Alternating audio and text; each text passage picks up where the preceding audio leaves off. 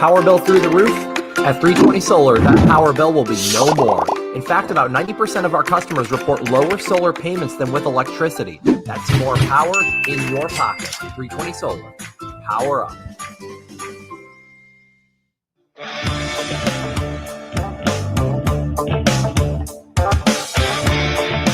Going solar with 320 may cost you nothing down.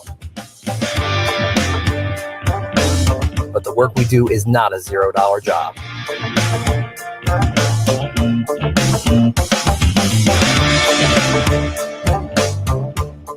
With a 10-year roof penetration warranty and solar panels guaranteed for 25 years, you can have peace of mind knowing we will do the job right every time without question.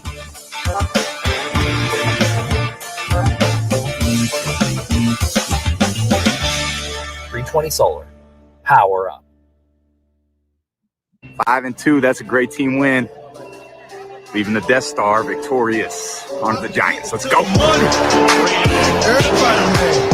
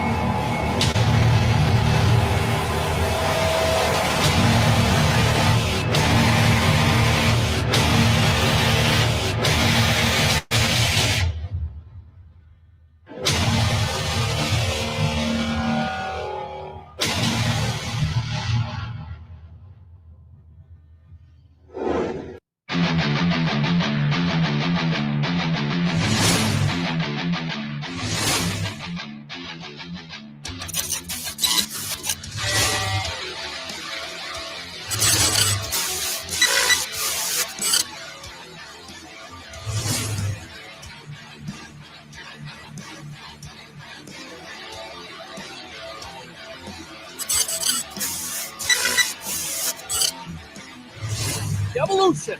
Sports Talk Television live here nightly. All Bucs Report. It's the Sports Lab. I'm your host, Blake, giving you something to think about on tonight's show. Bring your passion. Bring your excitement. Just don't bring any nonsense.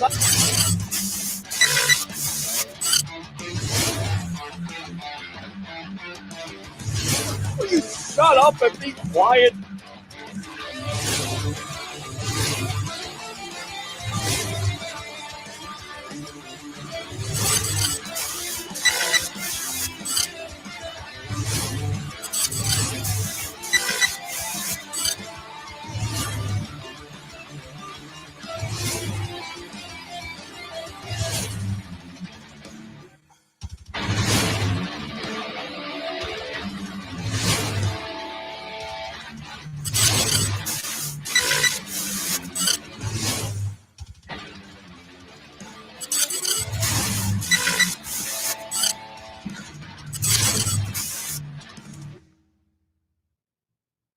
Hey guys, what's going on? Welcome back to another edition of the Evolution of Sports Talk Television here nightly on Bucs Report. It's the Sports Web on Victory Monday.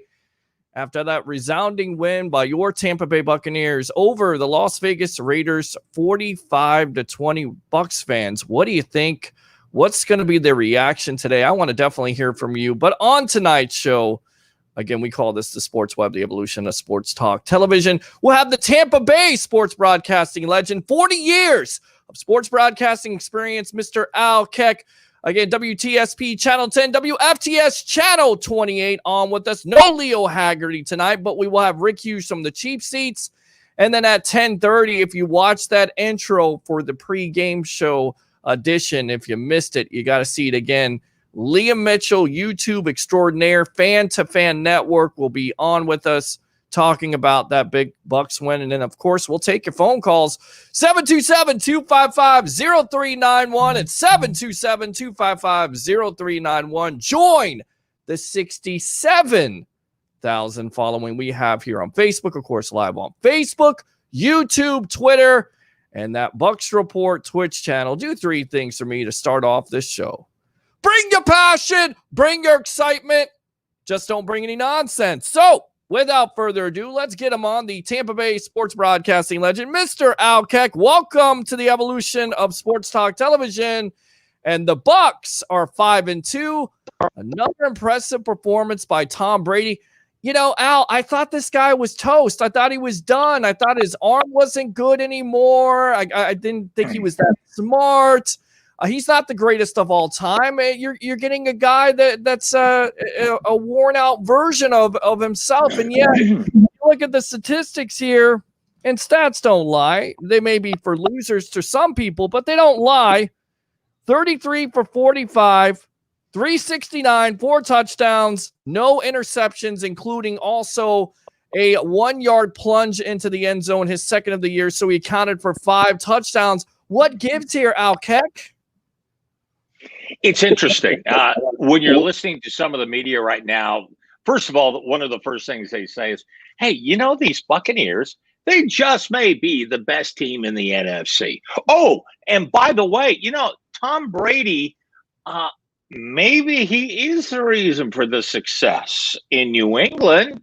And, you know, 3 weeks ago, it was, look at those Patriots and look at Brady. Oh, my gosh, Belichick has to, you know, just be patting himself on the back because now he knows it was Belichick the whole time. I mean, come on. He's not the greatest of all time for no reason at all. He is for a reason, and we're starting to see it. Because what's happened is Tom Brady has kind of taken over the culture of the Tampa Bay Buccaneers. And I know I, for one, am not big on beating the drum on leadership, except in the case of a Tom Brady, where he comes in and says, this is the way we're going to do it. This is the way we're going to play. And after that game against the Bears, where they lost 20-19 and could have been really just a disastrous loss for them, they have gone out and played near perfect football against Green Bay and followed that up with going out to Vegas, which is not an easy road trip, and playing that team that was loaded for bear for John Gruden. And they walk away with that 45-20. Remember, this was a team that beat the Saints and had beaten the Chiefs just their last time out. So I didn't see this as an easy road trip. And the Bucs go out and play very well and are very much starting to look like a team that could be the team to contend with in the NFC. Yeah, and our own Nick Citro has this interesting statistic. When Tom Brady is in the red zone, 27 for 40, 15 touchdowns, 0 interceptions, a 114.6 quarterback rating. I mean, it's just amazing. And when you get down into that red zone, how efficient, and you can really see why he's the greatest of all time. He's not going to force passes. He's not going to throw interceptions, although he did it early. It certainly seems like all the mistakes have kind of calmed down. And like he said, this offensive line has gotten better. Once again, not giving up any sacks. And it's not like the Raiders are a great defense, but they do have some pass rushers, namely a Max Crosby, a Cleveland Furrow, who can get after it. And basically, the Bucs offensive line once again did a great job. And it just, once again, it remains to be the same. If you can give a quarterback more than 3 to 5 seconds to throw the ball, especially a great one like Brady, he's going to pick you apart. And Brady's been downright impressive. He just really has.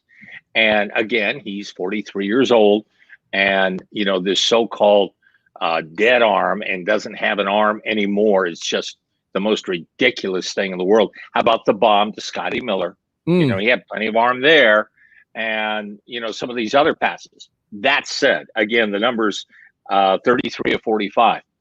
He had at least 4 passes that he missed and could have hit for big plays, including the very first play offensively of the game. He had Gronk going basically right down the seam and could have had him for at least a 30-yard gain, but he overthrew him. And then he overthrew, at least 3 or 4 other passes that just weren't accurate. But, you know, everyone, you know, talk to Russell Wilson, you know, about this, about, you know, sometimes missing passes, because he certainly did that yesterday against Arizona. Mm-hmm. And so, you know, Brady isn't the only one, but people are starting to see that he's playing at an extremely high level. And with this defense and, hopefully getting more of these weapons ready offensively, this is a team that, if it can stay away from major injuries, could be the team to contend with in the NFC. And just to give you a comparison, because I know there's still some Winston fans out there, so we're going to bring it up. At this point last year, Winston had this team at 2-5, 14 touchdowns and 12 interceptions. Brady right now, 5-2, 18 touchdowns, 4 interceptions. Look, it is what it is, but also you're talking about that defense, which was impressive. They had their moments yesterday where they once again got off to a slow start, but it certainly seemed like they redeemed themselves. Certainly, Devin White is turning into a big-time superstar for this team. 3 sacks all over the place, 2 tackles for loss. Talk about Devin White. Talk about this linebacking crew once again. Not only White, but Levante David and some of the plays they made in this game. And look, it was definitely a tough matchup with Darren Waller, who's one of the top tight ends in the league. And they held him under 100 yards again. I mean, they really did a good job versus him.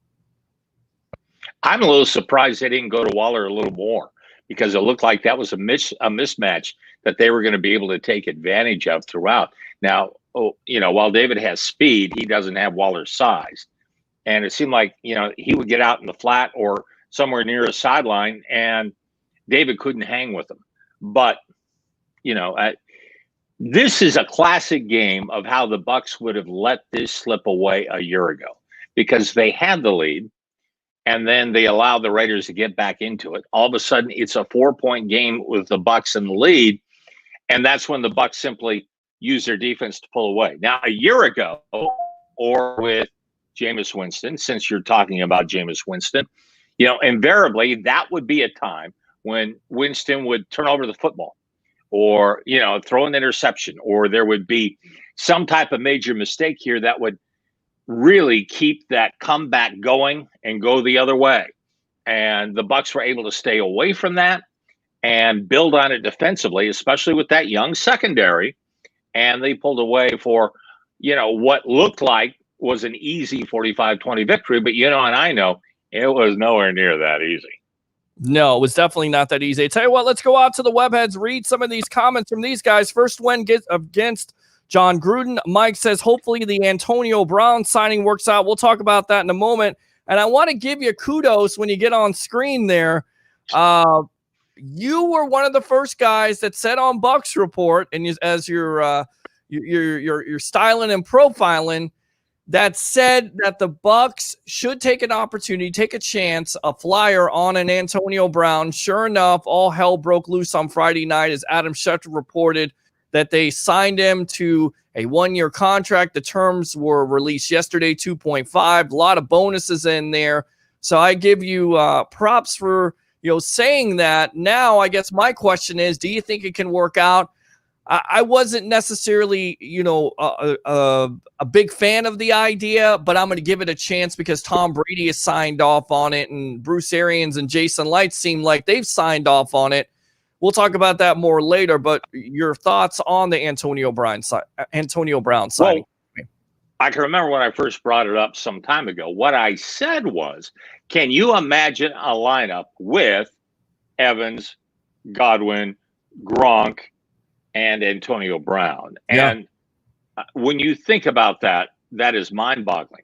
All that being said, Evans hasn't been healthy since the opening week, and had 2 catches yesterday, and has had only a handful of catches over the last 2 or 3 games. So he is hurting. Godwin, even though he had a decent day yesterday, has been hurting. Scotty Miller has had to become, yesterday, the number one weapon other than Gronk. And he had been hurting coming into that game, and he had missed some time as well. So while you're bringing Antonio Brown in, you're bringing him into a situation that hopefully by the time he plays against the Saints, the Bucs will be healthy. So or at least semi-healthy, or at least healthier than they've been. So they have an idea what all these weapons are about. I think one of the reasons why they even brought him in was to even give them a few weapons because they've had so many people hurt offensively.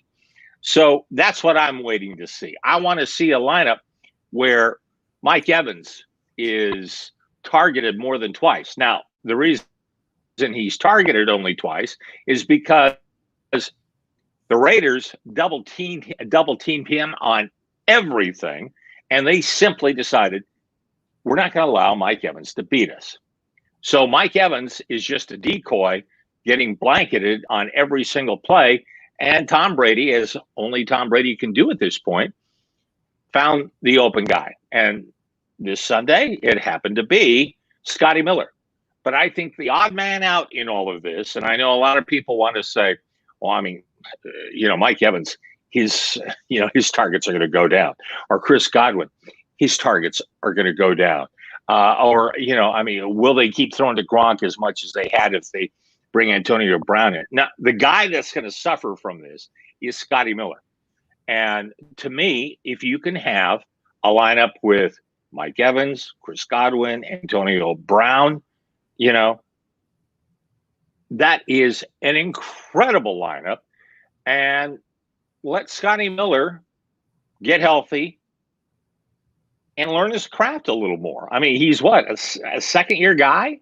He's been inconsistent. He's been there for a couple of long throws, but that's it until this last week. So I think this could be to Scotty Miller's advantage to kind of sit back and watch and wait for his time to come again. But the guy that's going to be the odd man out as far as production is concerned in this group will be Scotty Miller. Yeah, and it's a kind of a shame because it certainly seems like he's starting to come into his own. Had a big game yesterday. Of course, he's been banged up. You talked about Mike Evans. I don't necessarily think he's 100%, and even Coach Arians talked about it in the post-game press conference that he's playing on one leg. So that's the reason why I think it's a good thing to go after AB. Of course, the downside about it is, what does he bring off the field? Have those issues been resolved? Still, the NFL is investigating it, so there's no guarantee that if he does come on this team and he's eligible to play for the Saints, that it's not going to come up again. And then on top of it, how does he work in this locker room? I feel like it would work for this team, maybe not some other teams, because of Tom Brady, Rob Gronkowski, and Bruce Arians.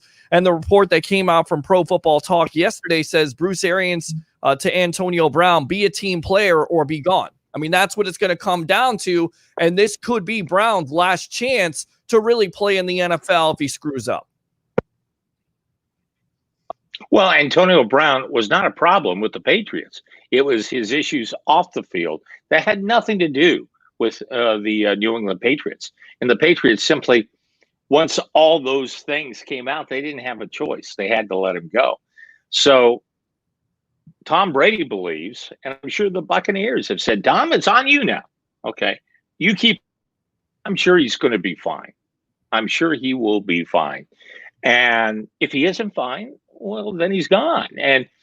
But this isn't a situation to where if AD's gone, what do they do now?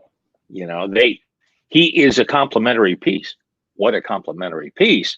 But that's what he is to this lineup. And the main thing that they did with this was that not only do they now get an incredible guy for their lineup, but they keep him away from Seattle, or they keep him away from New Orleans, or they keep him away from Green Bay, all places he easily could have gone and may have made a bigger splash with one of those teams. But the Buccaneers keep him.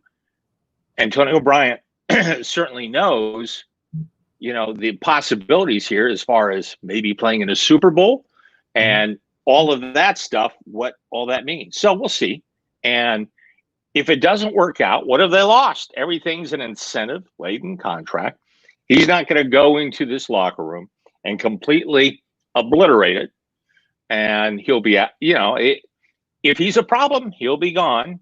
And I just don't think Tom Brady is going to allow that to happen, because I'm sure he has gone to Antonio Bryant and says, listen, you're here because I went to bat for you. So let's be a good boy and let's be the talent that we believe you can be, and I'm sure he will. Is this the best that you've ever seen this offense play in the history of covering the Tampa Bay Buccaneers? Because they seem like they're so explosive. I mean, look, they have their down third quarter, but then the fourth quarter, they reel off 14 points just like that. Of course, it was helped by a defensive turnover with Winfield getting his first interception. But is this the most explosive you've ever seen this offense? Well, for the most part, when you look at Buccaneer history, if they've been built on anything, it's been defense. And even in the year when they won the Super Bowl, and that was Gruden's first year, everyone expected this offense to be greatly improved once he came in because offense was his thing. Well, if you go back and look at that, it was the offense that was struggling throughout the year, and the offense really didn't come alive until the playoffs. So, yeah, I mean, I would say this is as explosive as any Buccaneer team they've ever had. And I would say with all these weapons, potentially, it could be as explosive as just about any offense, maybe not Kansas City or maybe, some of these, other teams that we've seen in recent years. But this is a very explosive offense if they can simply get everybody healthy. And again, this is not a case where, okay, you've got to get a guy healthy just to get him on the field and try to, use him that way. Now, they've got, Mike Evans has had a lingering ankle injury since day one. Chris Godwin has been in and out with a hamstring and a concussion and other problems. Scotty Miller has had a hip, and I think it was a hamstring that has slowed him down. So, so many of these injuries are not injuries where they're going to be gone for 6 weeks. Mm-hmm. They're gone for a week or two, and they never really get healthy.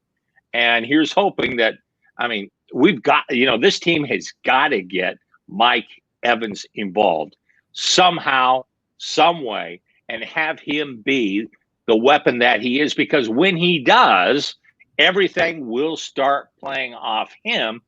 And while they scored 45 points this week and 38 points a week ago, that's nothing where it could be if you get Mike Evans healthy and involved in this offense. And I only think they're going to get better because, like you said, they haven't been healthy. Chris Godwin gets back yesterday. He nearly has a 100-yard receiving game. He definitely looks like he's an integral part of this offense. You have Mike Evans, who a lot of fans are kind of worried about. More fantasy football guys out there have Evans on their football team, and they're kind of worried about that 1,000-yard receiving consecutive with the eclipsing of Randy Moss. In your opinion, do you think Mike Evans really cares about that record of getting 7 consecutive 1,000-yard receiving seasons, or do you think he cares about more of wins and trying to get to a Super Bowl and win a Super Bowl this year? Well, I'm sure on some level he cares about that record, and on some level he cares about winning as many games as possible. But I truly believe that Mike Evans just wants to be involved in the game plan. And the last how many weeks he is not. What game was it? The Denver game or was it the Charger game where he had 2 catches? Now, both were for touchdowns, but he had only 2 catches. So these opposing defenses, what they've done is they've come in and they pulled a Bill Belichick. They've said, we're not going to allow you to have him. Okay, we're going to take him completely out, even if it means it leaves us, woefully short in other areas. And the Buccaneer and Tom Brady has been able to find those other areas. But this football team is coming very close to the point of, on any given week, depending on who they're playing, okay, we need to pound the football. Okay, we got Rojo and Fournette. Our tight end could be, open in the middle of the field. That was certainly the case yesterday and could have been even more if Brady had hit some passes. And, there will come a time very soon, and it may be against the Giants coming up, where they say, this young secondary can't handle the likes of Evans and Godwin and Scotty Miller. And so, they may go to their wide receivers. And that's the beauty of having all these weapons. You can't really prepare for any one thing with the Tampa Bay Buccaneer offense right now. You have to prepare for everything. And so it kind of, pick your poison. How do you want to die? Do you want to die giving up, big plays to Evans where he just dominates? Now, the best thing going for you right now with Evans is he's still got that bad ankle, or is it Godwin that just makes some great catches and great plays? When he's healthy, he does it game after game after game. And then yesterday it was Scotty Miller and Gronk. That was the game plan. And they did. And, also in there, remember, they had how many? 3 straight games with Ronald Jones going over 100 yards. And let's not forget what Fournette had done in week number 2 against Denver. So you've got, 4 out of 7 games where they've had a guy rush for over 100 yards. Yeah, no, you're absolutely right. We're on with the Tampa Bay sports broadcasting legend, Mr. Al Keck, here on the Sports Web. I'm your host, Peter Blake, powered by 320solar.com. Open phone line, 727-255-0391. It's 727-255-0391. We talked about Mike Evans not necessarily getting the production. Do you think these wide receivers can kind of rub off on an AB? Because say AB doesn't get the catches that he wants. Is he going to be happy if he only gets 2 or 3 catches a game? And can a player like a Mike Evans and a Chris Godwin, who, you look around the league with wide receivers, they have that diva mentality, but Evans and Godwin really don't have that mentality. Can those 2 players kind of rub off on an AB and get him to say, you know what, it's okay if I'm only catching 2 or 3 balls a game? Do you think AB could be happy with that? And do you think that Evans and Godwin can kind of rub off on him with their attitudes? Well, I don't know if it'll be Evans and Godwin. I think it's going to be what it's going to be. And, it's all going to be about what Tom Brady sees and who's open. Remember that one game that he did play with Tom Brady? He only had a handful of catches, but he had a touchdown. Yeah. And it may very well be something like that. It may be 4 or 5 catches for 60 yards, but he's got a touchdown in there. And so everyone just wants to contribute, and everyone wants some targets. But, let's be clear. Mike Evans needs to be targeted more, and they've got to figure out a way to get him more involved. By the way, Johnny Dean. Okay, I see this comment here. Mm-hmm. Brady had a 77% or a completion percentage on Sunday. How many more passes do you want? I want that very first pass. Okay. I want that very first pass where he had Gronk wide open for 30 yards and he overthrew him by 10. That's what I want. And yeah, he was, on for a lot of stuff, but he left some passes out there.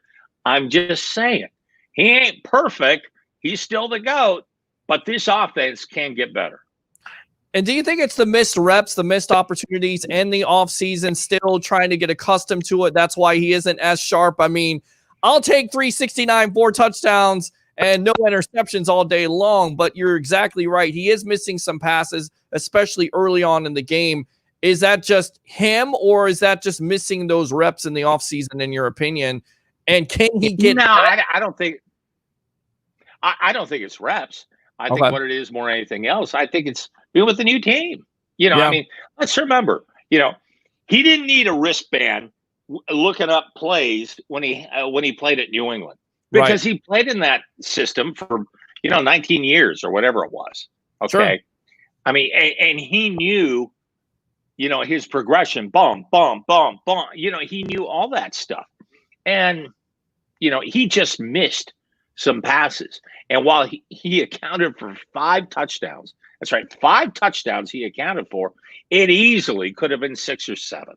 Yeah. And, that's a Raider team that had just beaten Kansas City. It's a Raider team that had beaten New Orleans earlier in the year. And yeah, they had some COVID problems and this and that. But Brady could be better. And if it comes up later in the season, at a time when you really need him, all the better. So, he just, they got to get Evans involved. They've got to get Evans involved. They got to get him healthy. They got to get him involved.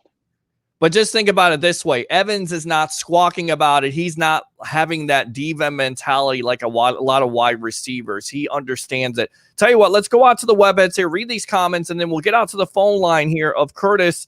So let's read these comments. Jay I think he will make it, saying about AB, let's go Bucs, rack 'em, stack 'em, and pack 'em. Dylan says, great team win yesterday. Nice to see us winning games where both sides of the ball are coming up big. Dylan, and what in the world are defenses going to do? They have to be doubling Mike, but once you have AB, Mike, Godwin, and Gronk on the field, they will get burned every time they're going to try to double someone. Ben, what's been great these last 2 games, only 5 to 6 penalties, I believe. Clean football lately. Good stuff, Ben Cornett. Wilson was picked 3 times last night. He was, including in overtime by your favorite draft pick, I believe it was Isaiah Simmons, who I still don't.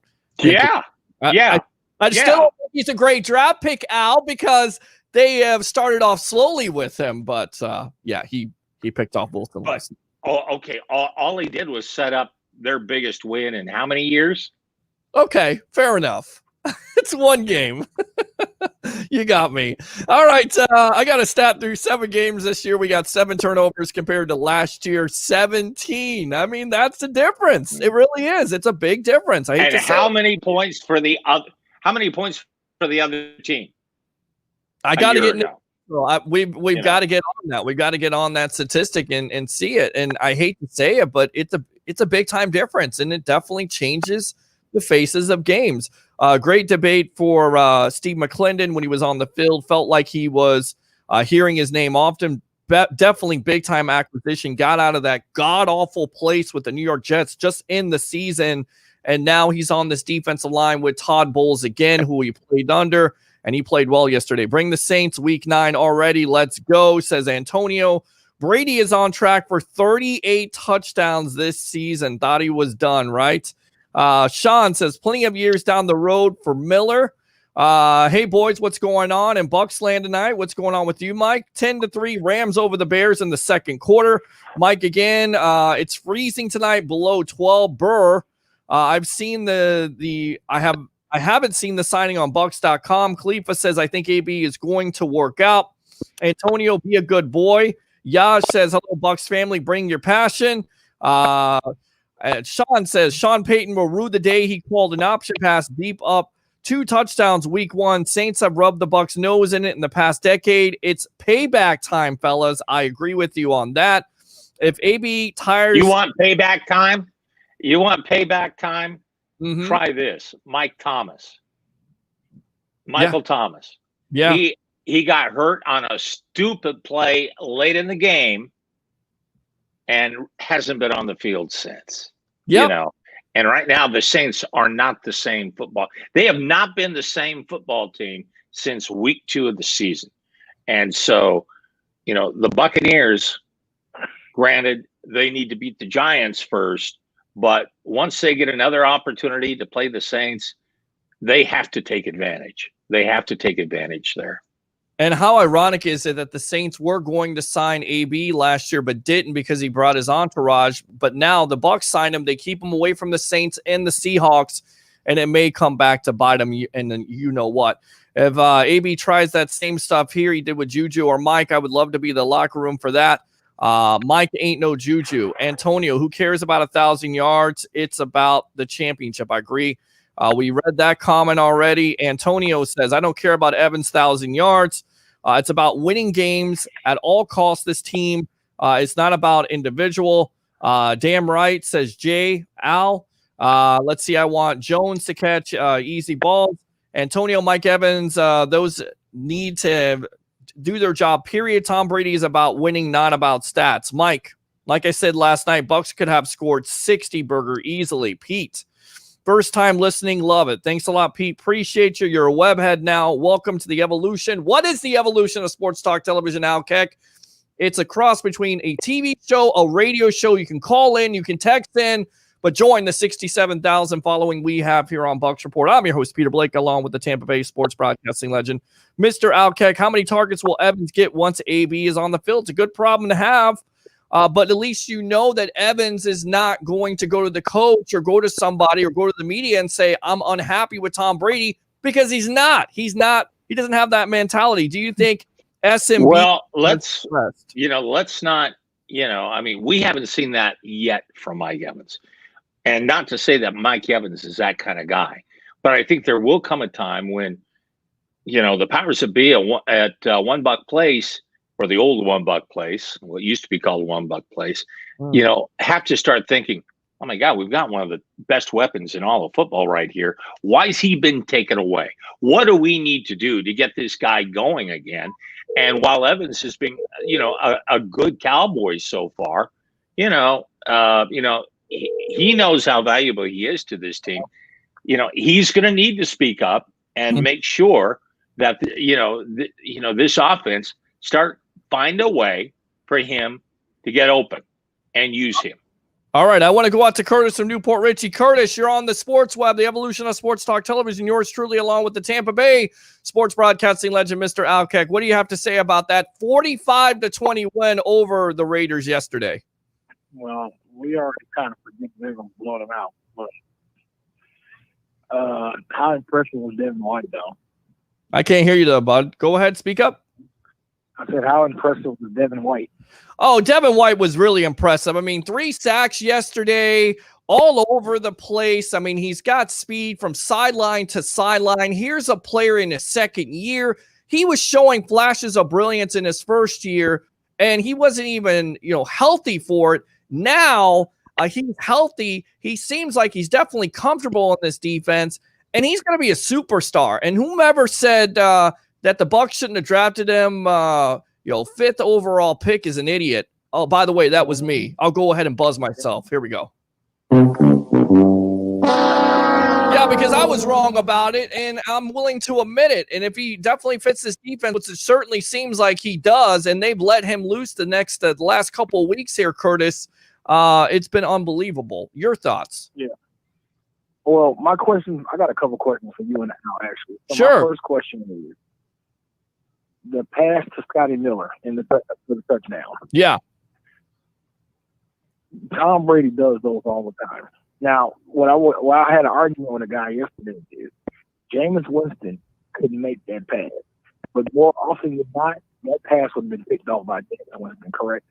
Yes, it would be picked off or would be overthrown. That pass out was put in the perfect spot, was put right into the breadbasket. There was nobody else that could catch it. Scotty Miller got it, and it was right there. People keep on saying his accuracy is not there, his arm strength is not there. That's totally not true with that pass, right? Well, my feeling would have been Jameis Winston would have thrown an interception earlier in the drive. It was at a crucial time in that first half as they're winding down, trying to add to their lead. And that would have been a classic time when they would have had the ball deep in the Raiders' territory when he tries to hit someone over the middle and it gets picked off. So those were the type of situations when Jameis would make huge mistakes. Now, did he have the ability to throw that deep pass to Scotty Miller and score a touchdown there? Absolutely.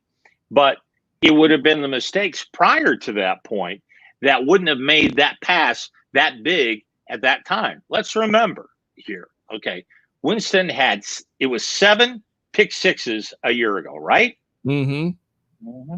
Okay, that's 50 points to the other team. Okay, spread that out over a season, and right now you're automatically losing the game by 3 points. And so you've got to try to come back on that week after week after week. And that really affected the psyche of this team. So, that was a gorgeous pass by Tom Brady.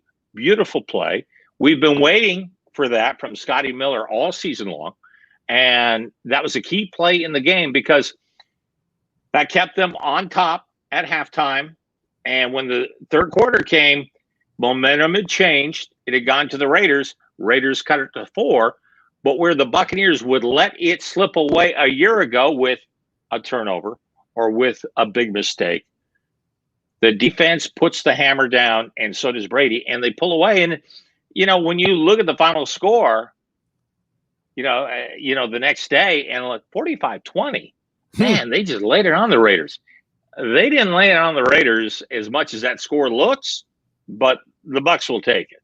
Yeah, the Bucs will take it. They did it in the fourth quarter where they pulled away, and you're exactly right. Right before the half, a team has that momentum because it's still a close game, 14-10. You remember this, Curtis, and then they go into that 2-minute drill. And we've seen plenty of Bucs offenses last year, even as potent as it is, not get nothing or settle for a field goal. That's not happening under Tom Brady's offense. They're going right down the field with precision and determination and accuracy and efficiency, and they're getting it done. And that's why they're coming out and winning games because, go ahead. I agree. I agree with everything you said, but the most impressive thing I can say is, and both of you guys might agree, you might disagree, we're not beating ourselves.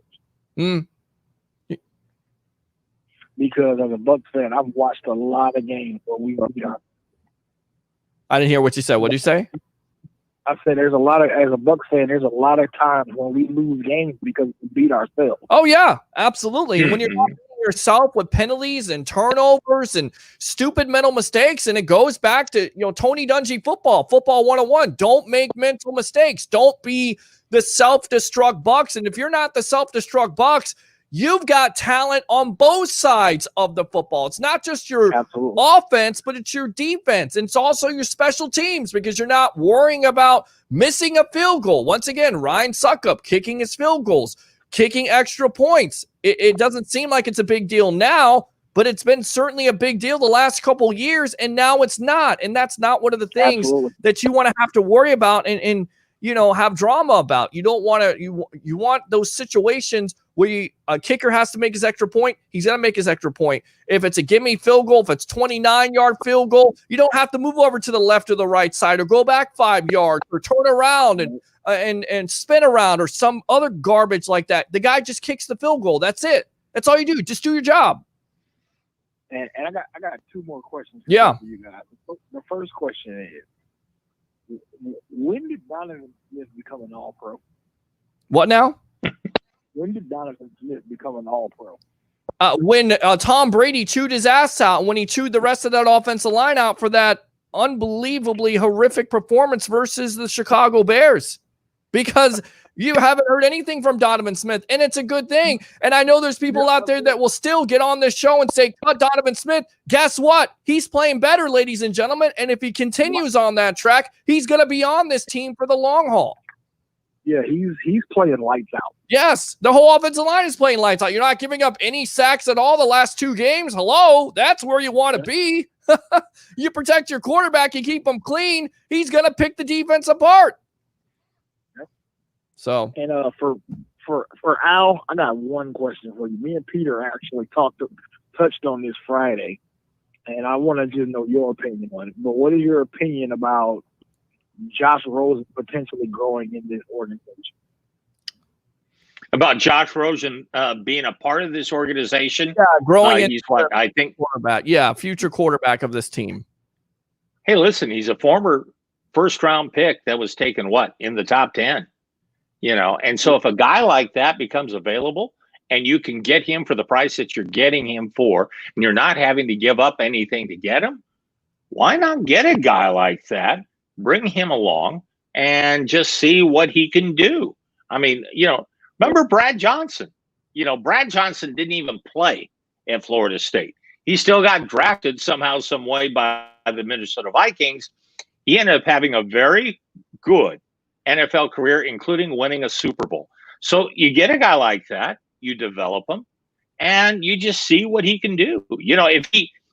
If you keep him on your bench or just keep him on your squad for 3-4 years, and you don't use him until then, who cares? As long as he develops and you get the most out of him.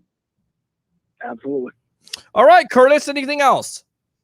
No, I have to give a shout out to Jason Light because the Steve McClendon picked up with me for us. Yeah, big time need, and he got AB and possibly another veteran coming. So maybe it's Clay Matthews. And he played a great game yesterday. He really did. And he solidified that defensive tackle and all that talk about Vita Vea being out. And of course, it's a big time loss on that line.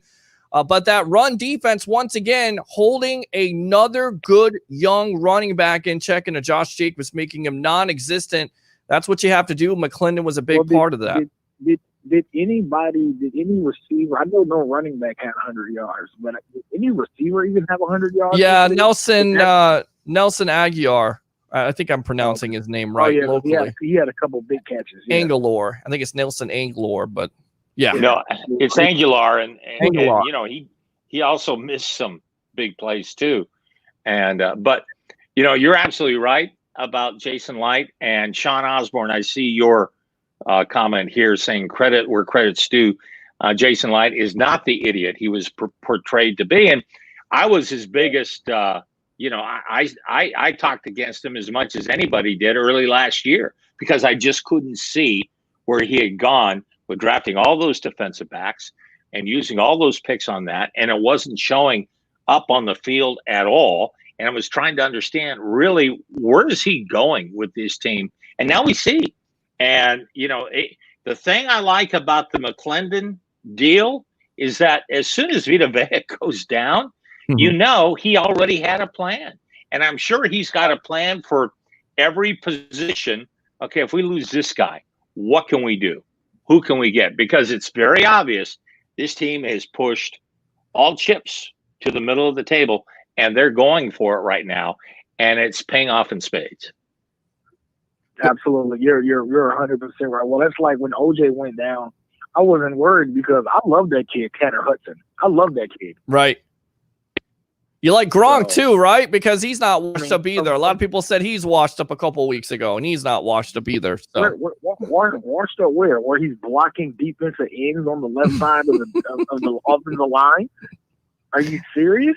Well, they were saying his pass catching ability because remember he came out with the press conference says I'm a blocker, baby. That's what I do. And if you believe that, I got oceanfront property in Arizona. Of course he's not a blocker. He's gonna do more in this offense. They're just not gonna let you know about it, Press. That's what it comes down to.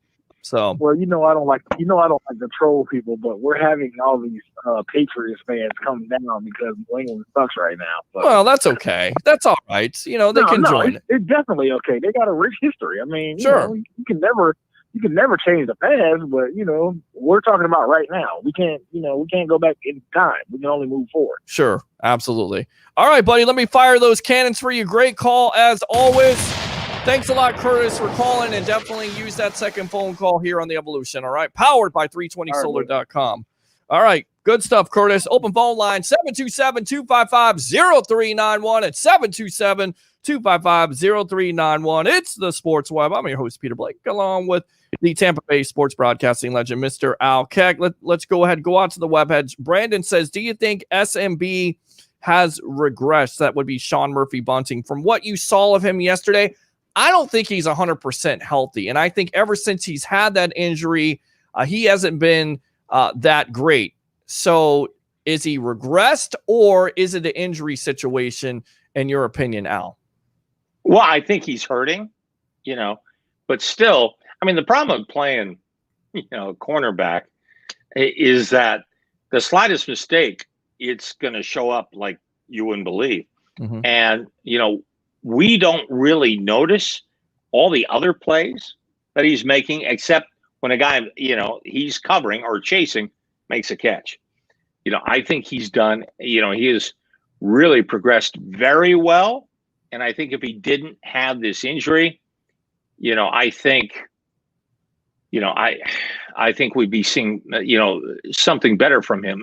Let's give Derek Carr some credit because Derek Carr looked damn good yesterday. Oh, yeah. And I think he certainly played better than the final score indicated.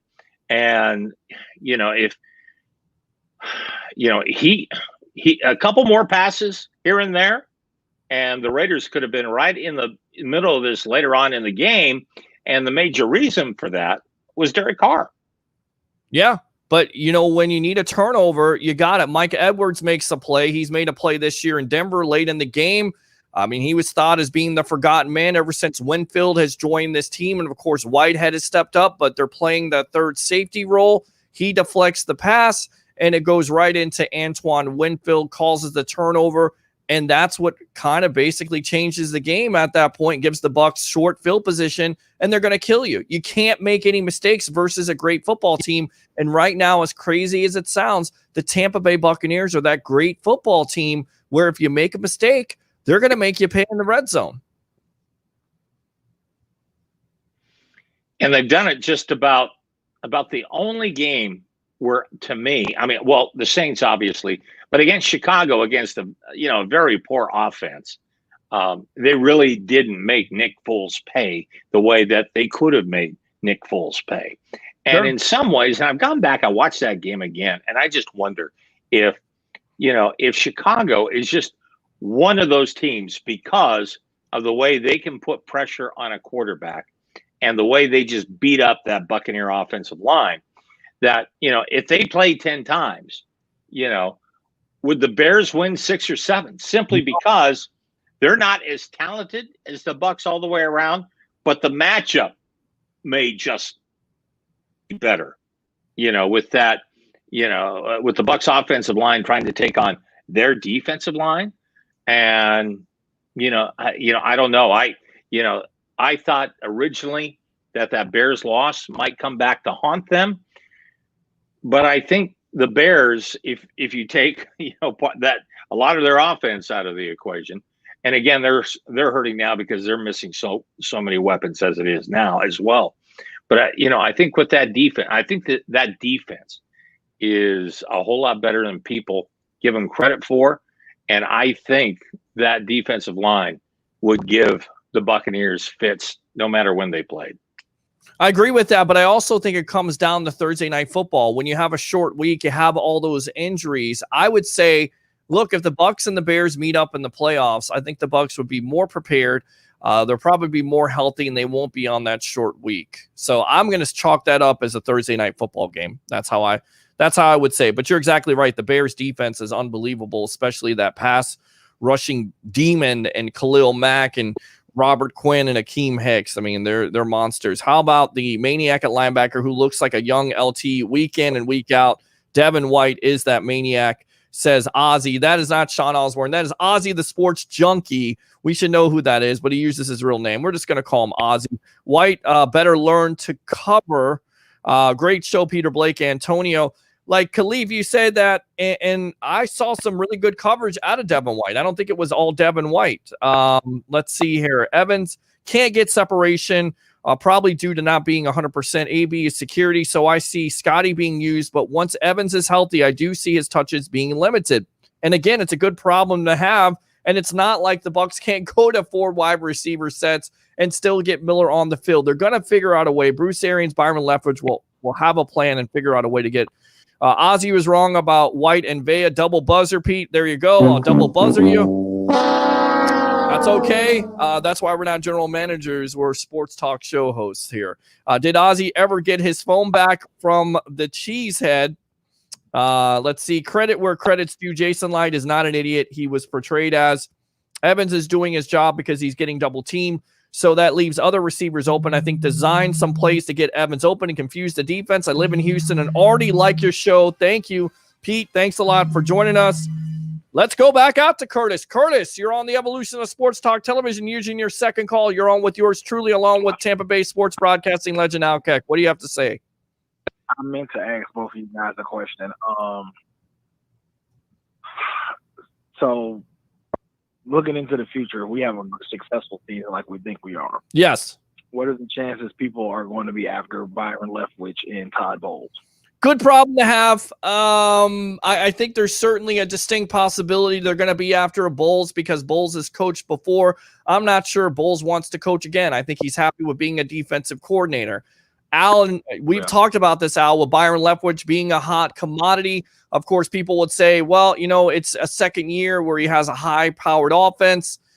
What gives? Is it Tom Brady? Is it somebody the Jacksonville Jaguars would hire? Is it somebody that a team would hire a minority so they can get an extra draft pick because the NFL is looking into that situation? I certainly think he's going to be on the radar of some teams, especially if this offense continues to be successful. Is it something to worry about? No, it's a good problem to have. Let's see what happens. Let's see it play out, but that's down the road. What do you say, Al? Do you think one of these coaches and a Todd Bowles and a Byron Leftwich is going to be a hot commodity eventually? Well, I think Byron Leftwich has the Jacksonville job written all over him. I mean, he's one of their former players. He's a former quarterback for them. Do you want that job, Al? Well, if you get Trevor Lawrence, if you get Justin Fields, And if you have the first or second pick, or maybe even the third pick, if you get the right GM in there, and you could certainly build a team there, because it wasn't that long ago they were in the AFC Championship game. So it's been shown it can happen there. Would Byron Leftwich leave for Jacksonville? I would think he'd really seriously look at that. But I think the more this Buccaneer defense gets better, and the more we start hearing about this Buccaneer defense and the national media, really starts taking notice, that it's going to be Todd Bowles that's going to be getting, knocks at his door to become a head coach, because of the way it's so unique. And I would hate to see Bowles leave, because especially before next year, because of the different way they played. There's no one else in the National Football League that plays defense like the Tampa Bay Buccaneers. And, Jason Light, Ozzie had mentioned that before, that we need to give, Light credit, because he's built this team in a way to where there's layers with it. Okay, you got Sue, and when he's healthy, Vita Vea, that's going to stop the run. Then you got guys coming from the edge, Shaq Barrett, JPP, and then you got linebackers, that can cover on people and come in and close in on the run, with the linebackers they have. And then you have that young secondary that seems to be getting better and better and better with every game. So they've really done a great job of building this defense, but they've also built this defense with a philosophy and a scheme that is totally unique to everyone else out there. And, you think about all the problems they're having with defense on some of these teams around the NFL. And I find it hard to believe that Todd Bowles, with that aggressive style defense, that someone wouldn't look at him and say, well, that's our guy. If that's the case, I just hope he's smart about where he goes. Because what if the Dallas Cowboys come calling, and you start thinking, if you're Todd Bowles, oh my gosh, I could be the head coach of the Dallas Cowboys. They don't have the personnel anywhere near, what the Bucs have. And they don't have the guy that's a personnel whiz anywhere near to go out and figure out ways to bring people in and build this thing. So he's got to be careful on where he goes and what he does. And I'm sure, he's smart enough. He's dealt with, the mess that is the New York Jets. And I'm sure he will get another opportunity to become a head coach. And I think he'll be a little picky about where he goes. I'm not sure if he wants the responsibility, but you're exactly right. And I kind of go back to Josh McDaniels, right? All is assumed that he's going to be eventually the heir apparent to Bill Belichick in New England. That's why he turned down multiple jobs and multiple opportunities, especially leaving the Colts at the altar, much like Bill Parcells did a couple times to the Tampa Bay Buccaneers in the past.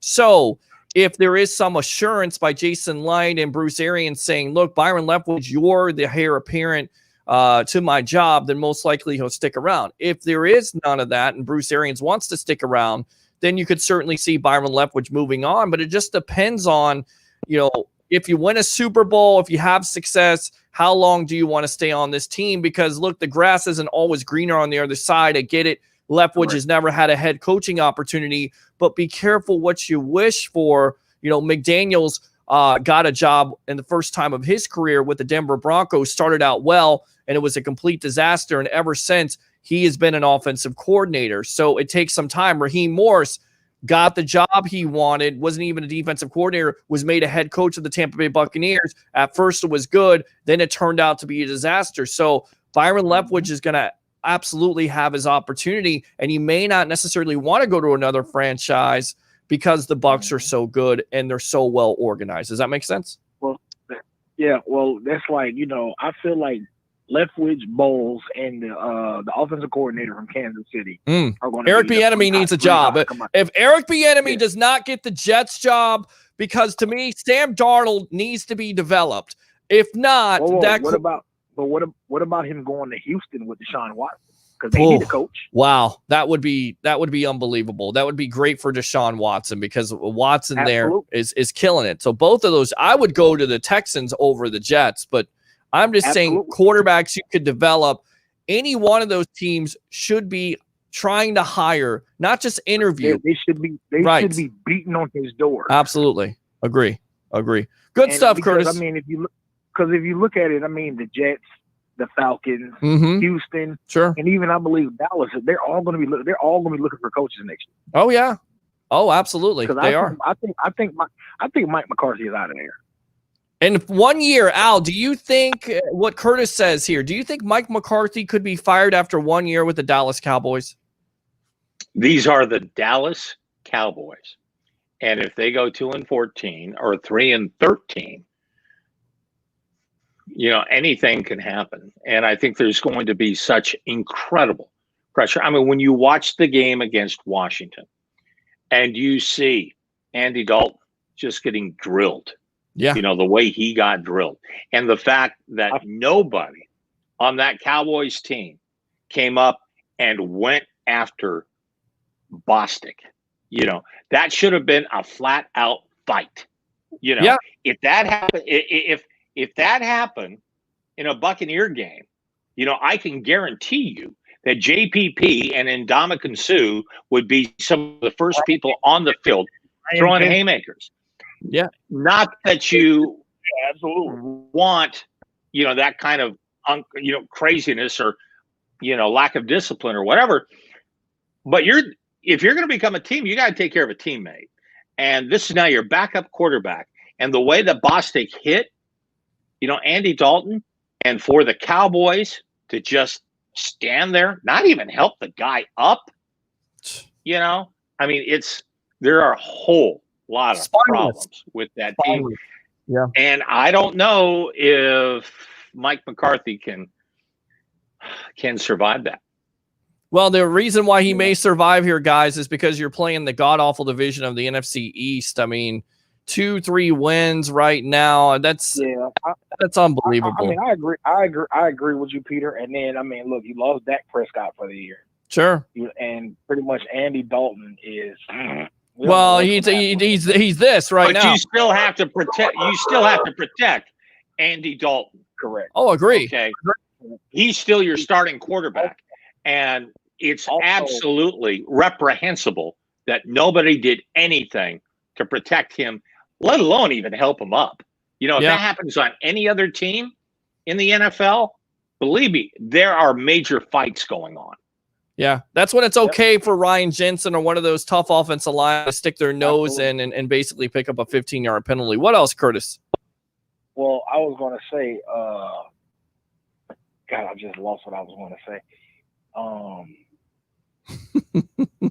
That's okay. Yeah, go ahead. No, I got it came back. Okay. We all know how Jerry Jones likes to be in the headlines all the time. Well, that's the problem. And until Jerry Jones steps aside and is no longer the owner or no longer associated with the Dallas Cowboys, the Cowboys will be what they are.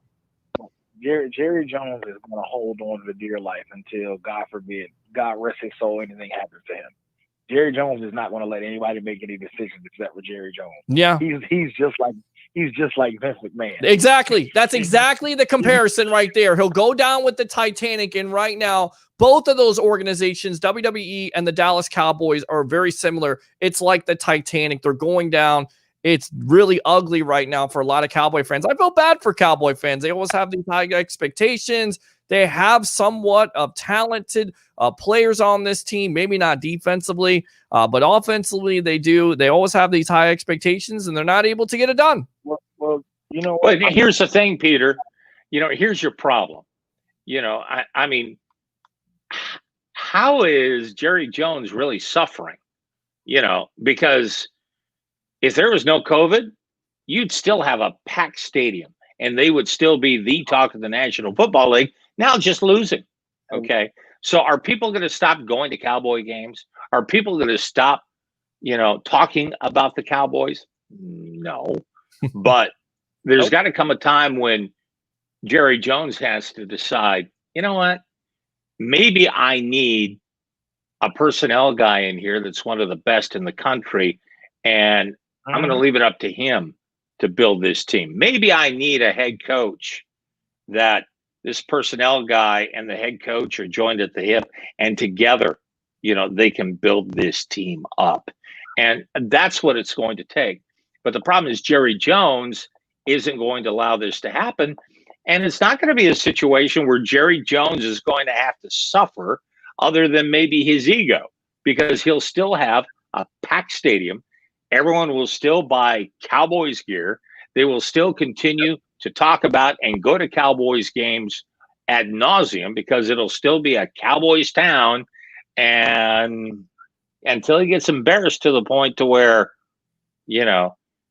he has to really, that's what happened with Parcells. Yep. He finally got to the point where he says, okay, I got to bring a real coach in here. And he did. But how long did that last? Yeah, it didn't last long. Didn't last long. And the proof is in the pudding, because as bad as that division is, Sunday night football is Dallas versus Philly. Who wants to watch that? Nobody. I don't know. I don't understand it. Nobody wants to watch that game. No, nobody does want to watch the game. Why are we watching that game? Because it's Dallas and Philadelphia. That's why. And they want to make a big story out of it. Good stuff, Curtis. Thanks a lot for the call. Appreciate you. All right. All right, bud. All right, so there you go. So, Al, let's get you out of here on this. Go ahead and promote your show tomorrow night, the Al Keck Show. What do you got coming up tomorrow here at 9 o'clock on Bucs Report? Fascinating guest. There's a book out called The Dynasty, which is about the dynasty of the Patriots and life with the Patriots, how it was built with Belichick and Robert Kraft and Tom Brady, and the relationships there. And it's written by a guy named Jeff Benedict, who's one of the best sports authors out there. And so I have an incredible 2-part series. I'm going to run some tomorrow night and then, the week after. And this is just the coolest interview. And you can listen to this guy forever, because you really get the inside and the insight as to what went on with Brady in New England, with Belichick, with Robert Kraft, and that relationship between Kraft and Brady and Belichick and Kraft and Belichick, and how all this plays together. It's really good stuff. All right, good stuff there. The Al Keck Show live here on Bucs Report, exclusively at 9 o'clock here. The Tampa Bay sports broadcasting legend, 40 years of sports broadcasting experience, WTSP Channel 10, WFTS Channel 28. Thanks a lot for your time here on The Evolution, powered by 320solar.com, all right? All right, see you tomorrow night. See you tomorrow night. There you go. Mr. Al Keck, let's go out to the webheads, and then we will get Mr. Rick Hughes from the cheap seats on here. Definitely want to make sure we read all these comments tonight. Let's see here. All right, we read that comment there. Let's go. Johnny Dean, did Ozzy ever get back the phone from the Cheesehead? Inquiring minds would like to know about that. Credit where credit is due. Jason Light is not the idiot he was portrayed as. I always like that text. Thank you very much. Good stuff. Is Ryan Griffin an afterthought? Seems to me he will never see the field. Who knows, and who wants him to see the field when you got Tom Brady thrown for 4 touchdowns at this point? Gronkowski, baby, let's go, says Antonio. Patriots Nation, SMB does not need to play more nickel. Johnny Dean, he will be fine once he fully recovers. Those groin separations are awful. Had a friend in Boulder, got one, and he took a whole year to come back. Ben says, not denying he's hurt, but at his best when he plays the nickel position in the backfield. He's hurt, but he's at his best when he plays the nickel position in the backfield, okay? How many picks Winston would have had by now? Who knows? But at this point last year, what did he have, 12? So who knows? I miss seeing Evans already. That's my guy, but I understand they need to spread it around. I love Tom Brady over Winston. Let's buy the Super Bowl. You got to win the Super Bowl. Can't buy it. Ozzy is Travis Feely in year 2040. Very funny. I like that. We got to get both of those guys on camera together. It'll be a hoot. Why do people even still think about Winston? Shaking my head. Because, Jimmy, we were bringing up some stats and some statistics because there's still fans out there that want to compare the numbers and sit there and say, well, Winston would have a better opportunity on this team right now. I'm just comparing statistics. That's all I'm doing. I'm not trying to start anything. Nobody's going anywhere. This is a dynasty waiting to happen, says Antonio. What about Garcia, Freeman, Bruce, King, etc.? Winston broke more hearts and wasted more time than any of those guys. He's riding the bench for a reason. Mark Johnson says absolutely McCarthy could be out. Hell, Ryan Jensen would beat up mofos if Brady got hit like Dalton did. Jimmy says Evans would be in the fight, no doubt. Been paper champions for a long time. I think that's what you're saying. Winfield just missed a helmet-to-helmet and hit Aaron Rodgers in about the same fashion. Rodgers wasn't hurt, but there was no fight afterwards. I think you're talking about Ndamukong Suh. But there was some type of scuffle. The Green Bay Packers did not like, I know what you're talking about now, the goal line. I wasn't a helmet-to-helmet shot, but it was a hit. It was probably late, and it shouldn't have happened, but they were trying to send a message. What happened yesterday when a quarterback runs out like a Derek Carr, Devin White sends a message, and it makes that quarterback not want to get out of the pocket after receiving that message. And let me tell you something, friends. That ain't no love message. That ain't no love note from Devin White. And that ain't no love tap. He got knocked out. Rams in the red zone here. All right. Good stuff, Al. Absolutely. No comparison. Not you. Laugh out loud. Special thanks to the Deck Bar and Grill at Isla Day. So, look, guys, if you want to be a part of a pregame show, a halftime show, a postgame edition of the evolution of sports talk television, which is this, the Sports Web, get out to the Deck Bar and Grill on Monday night. They have spaghetti and meatballs for $5.99. I cannot wait. I'm not eating wings that night. I'm eating spaghetti and meatballs. $5.99 at the Deck Bar and Grill in Isla de Sol. Guess it's out by Terra Verde. Get out there. We'll get you on camera. You're a webhead. You get a chance to say what you want to say. We're not going to kick you off unless you're drunk. And even if you're drunk, you can go by Ray Kennedy because we'll have a double camera shot. Not a double shot like Ben Cornett thinks or wants to take when he comes out and meets me sometime in Florida. A double camera shot where you have the opportunity to not only see my mug and whoever I have co-hosting, usually at Blake Anthony, but also Tampa Bay Ray Kennedy and whoever we have in the house. Ozzy, the sports junkie, could be out there. So get out there. We'll be live at 6 o'clock on Monday night. Of course, next Monday night for the Giants game, Monday Night Football, Bucs versus the Giants. Rams at the 1. It looks like the Rams just scored. And now 16-3 Rams. So where is that defense by the Chicago Bears? Non-existent tonight. Uh-oh. There you go. And that's what happens when your defense is on the field and they have to continue to compensate for an offense that can't get it done. They get wore out. I tell you what, this guy is never wore out. He does a show on Sunday nights here at 9 o'clock on Bucs Report. It's Mr. Rick Hughes from the Cheap Seats. Welcome to the evolution of Sports Talk Television. After that 45-20 win over the Raiders, Bucs looking at 5-2, but it's not like Sam Weiss's Bucs. This team is real, and when you hear the national pundits today, they seem like they're either silent or they're eating a lot of crow. Yeah, even Max Kellerman had to admit it. Even Max Kellerman had to say he was wrong. Yeah, listen, this was another complete game. This is 2 in a row. This team is solid. It's developed into what was hoped for. This is the real deal. There's no more, no games, no talk, no anything else. It's just flat out good football. And they play good football on offense. They play great football on defense. And they're even playing good football on special teams. And they can kick. I mean, there's where's the weak spot, man? Where is it? Somebody show it to me. Yeah, I mean, I think there's a lot of people upset with Sean Murphy bunting, but even that secondary doing a good job, not giving up big plays to Henry Ruggs. I get it. I mean, there's fans out there. There's analysts like myself that are looking for something, but it's real ticky-tacky right now. This team is playing a complete game in all three facets. Got to go out to Tim here, Witherspoon. Laugh my ass off. If you're drunk, we'll send you down to our Tampa Bay Ray Kennedy. I'm serious. Kellerman is a joke. He's getting paid millions to talk about football, and he's a guy that said over and over and over again that Tom Brady's on the decline, off the cliff, that he's washed up, that the Bucs have no opportunity at all, and yet here we sit with Brady, possibly basically on track to throw for 38 touchdowns, getting Antonio Brown in a couple weeks. Let's go to that, and let's go to Bruce Arians' comments at the press conference yesterday. And it was surprising some of the things he had to say. He said about Brown, I think he's matured and I believe in second chances. This, of course, from ESPN. Everybody wants to say that Tom picked him.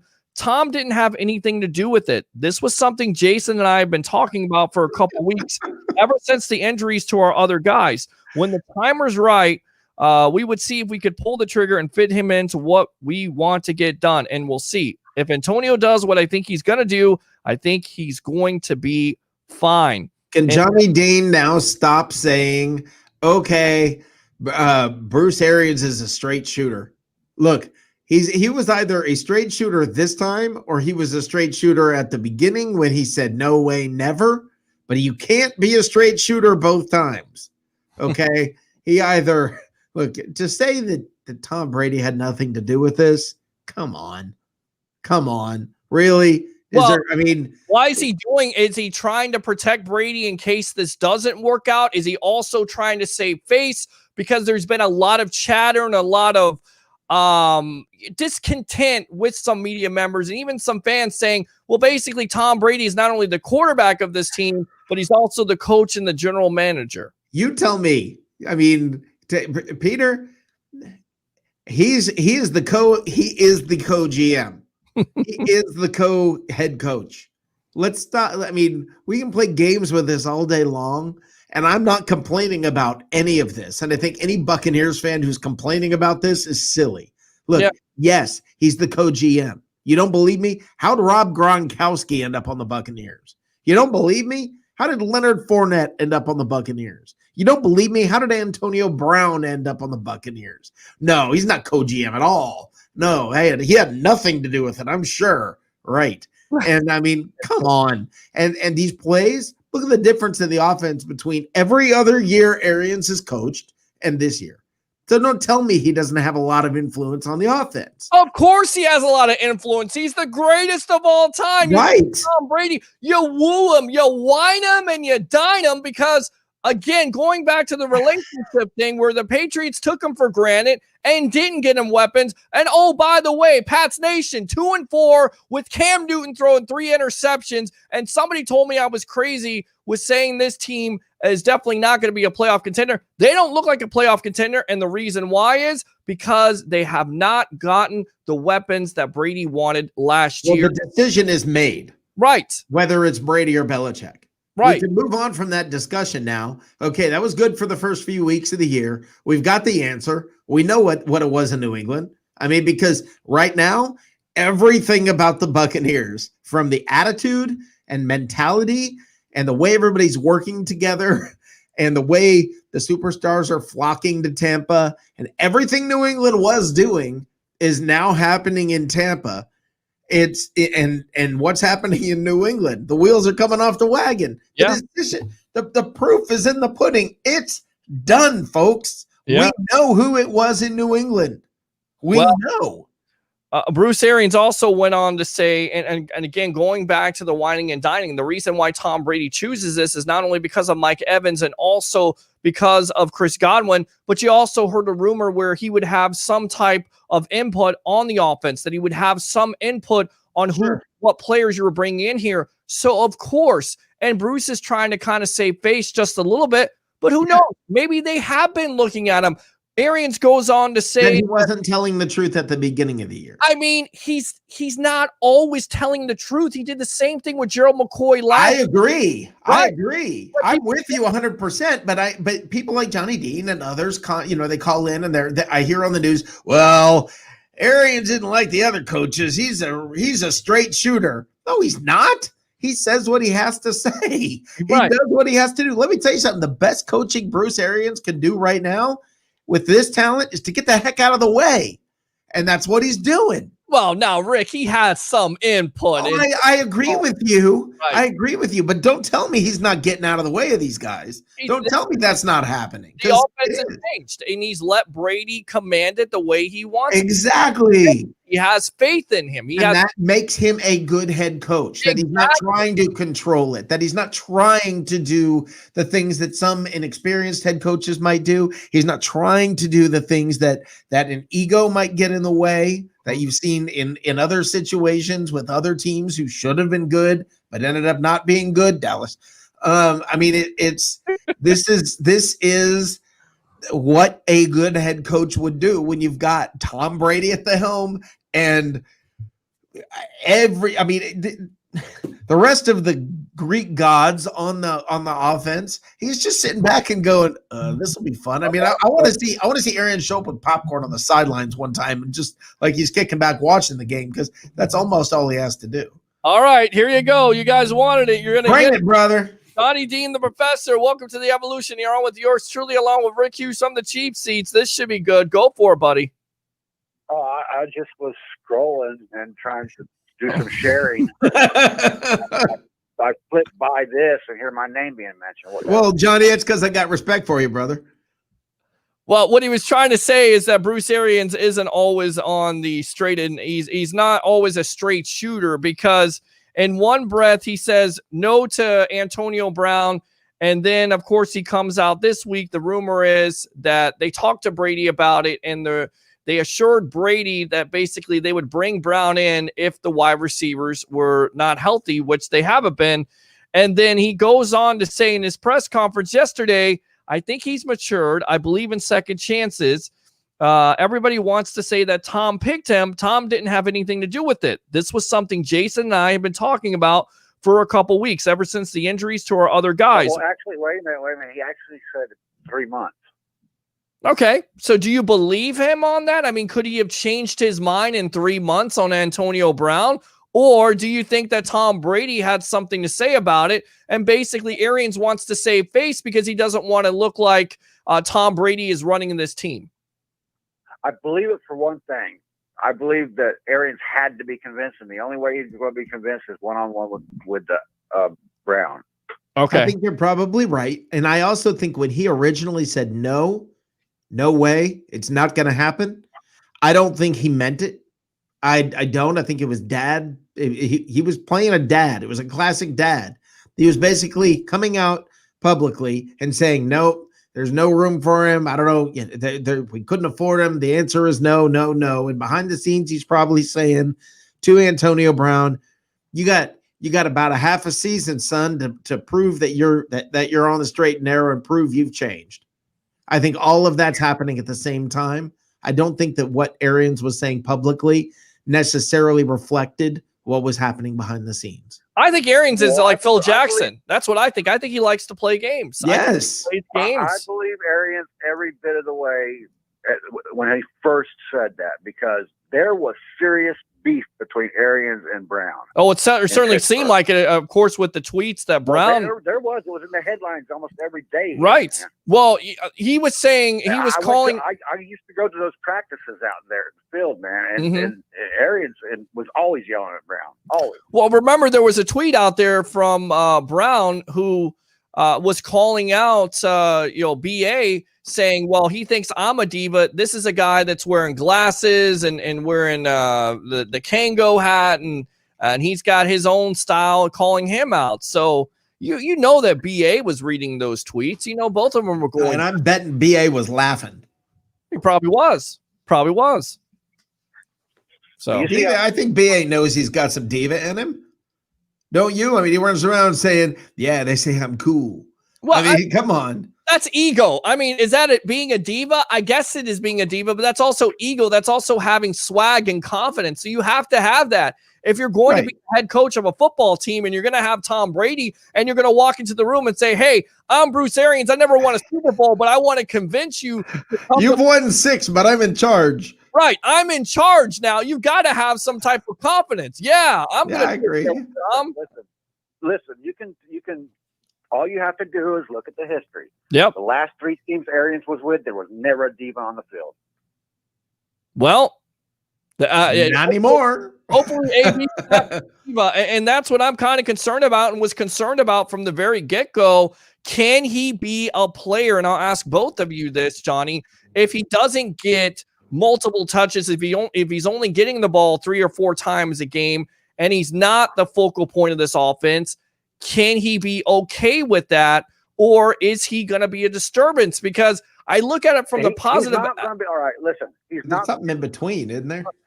Mike Evans is not Juju Schuster. Mike Evans will bust his ass. Well, I hope that Mike Evans and Chris Godwin can rub off on this guy and say, look, this is the way you do they're things. They're not going to rub off. He is what he is. Well, it's 20. Yeah, exactly. I agree, Johnny. There's something in between him being no problem at all and him being a complete out of control diva. There's something in between. Look, the guy's going to do something a little wacky. I mean, that's going to happen. Maybe it's discipline. Maybe it comes down to discipline. Maybe he was conditioned with the Steelers and Mike Tomlin looked the other way and they got tired of it. Maybe it's just a case of, look, sit your ass down.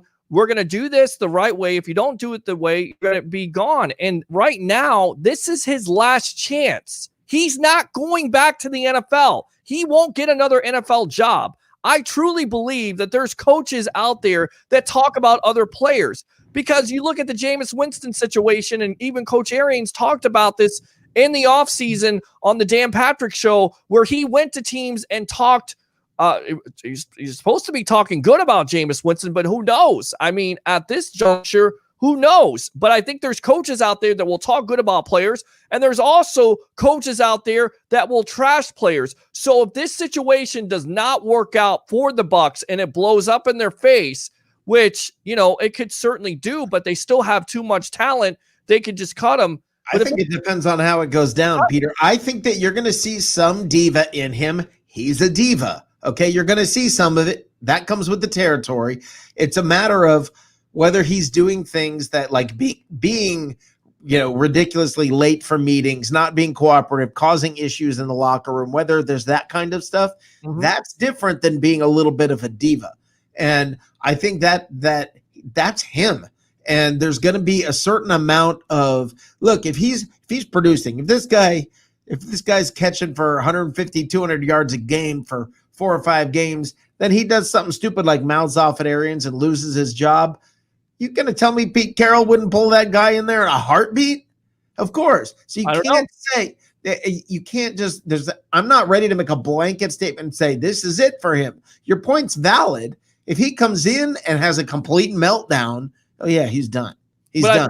I tell you right now, if you want a player that can handle that diva mentality, you got the perfect one in Tom Brady, because you look back in the annals of history, you had a Randy Moss who had the same type of personality, and yet he was a soldier for the New England Patriots, and we always thought that maybe it was Bill Belichick, and I still think it is Bill Belichick. He said he was a problem in the I remember the stories about him in the team cafeteria and problems he was causing in the Patriots cafeteria. You just never heard about it. Right. And so he was doing that stuff. But the point was Tom Brady was able to handle that situation and will be able to handle this situation. Well, I'll take your Tom Brady and I'll raise you a Dominican Sue and Mike Evans. Right. That's what I'm saying. A whole freaking crew of them. Everybody. Right. You're gonna tell Levante David and Mike Evans, who've been there for how long?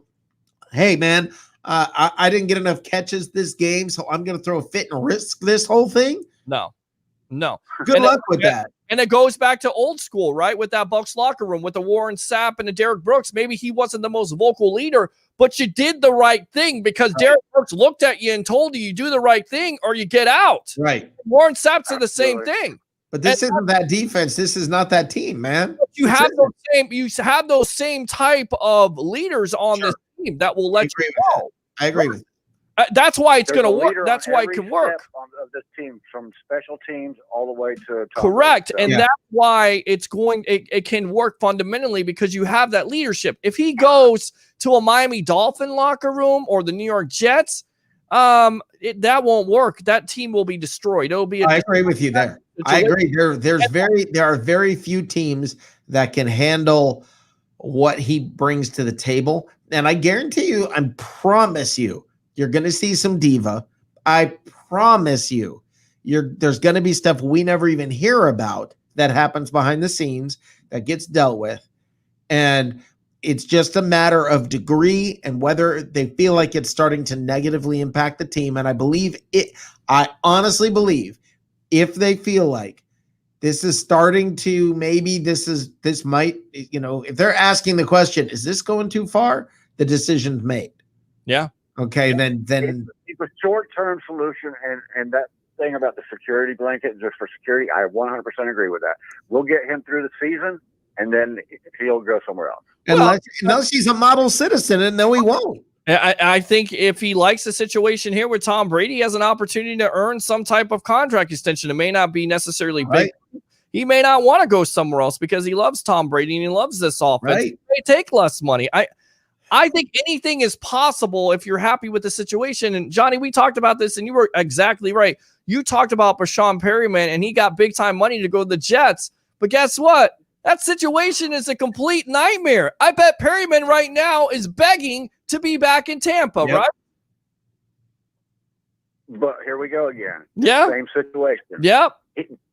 And Brown is going to want to be the top dog. He's going to want to be the leader in the wide receiver room. That's not going to happen. No, it's not going to happen here this season, and he will go somewhere else. I don't know that decision is made. None of the Buccaneers receivers are stellar, phenomenal, and amazing right now this year. I mean, Chris Godwin, this last game, he showed flashes of being Chris Godwin, but none of the other receivers, maybe Scotty Miller, okay, none of the other receivers have been unbelievable, phenomenal, and unreplaceable.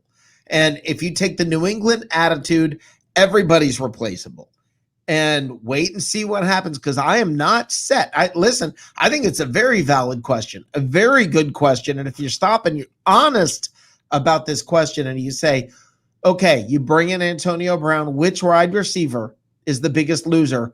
I think that's an interesting question because I don't know the answer. You're getting ahead of yourself because Antonio Brown has another court case coming up. Well, that's true. And let's go ahead and talk about that really quick. Johnny, stay here.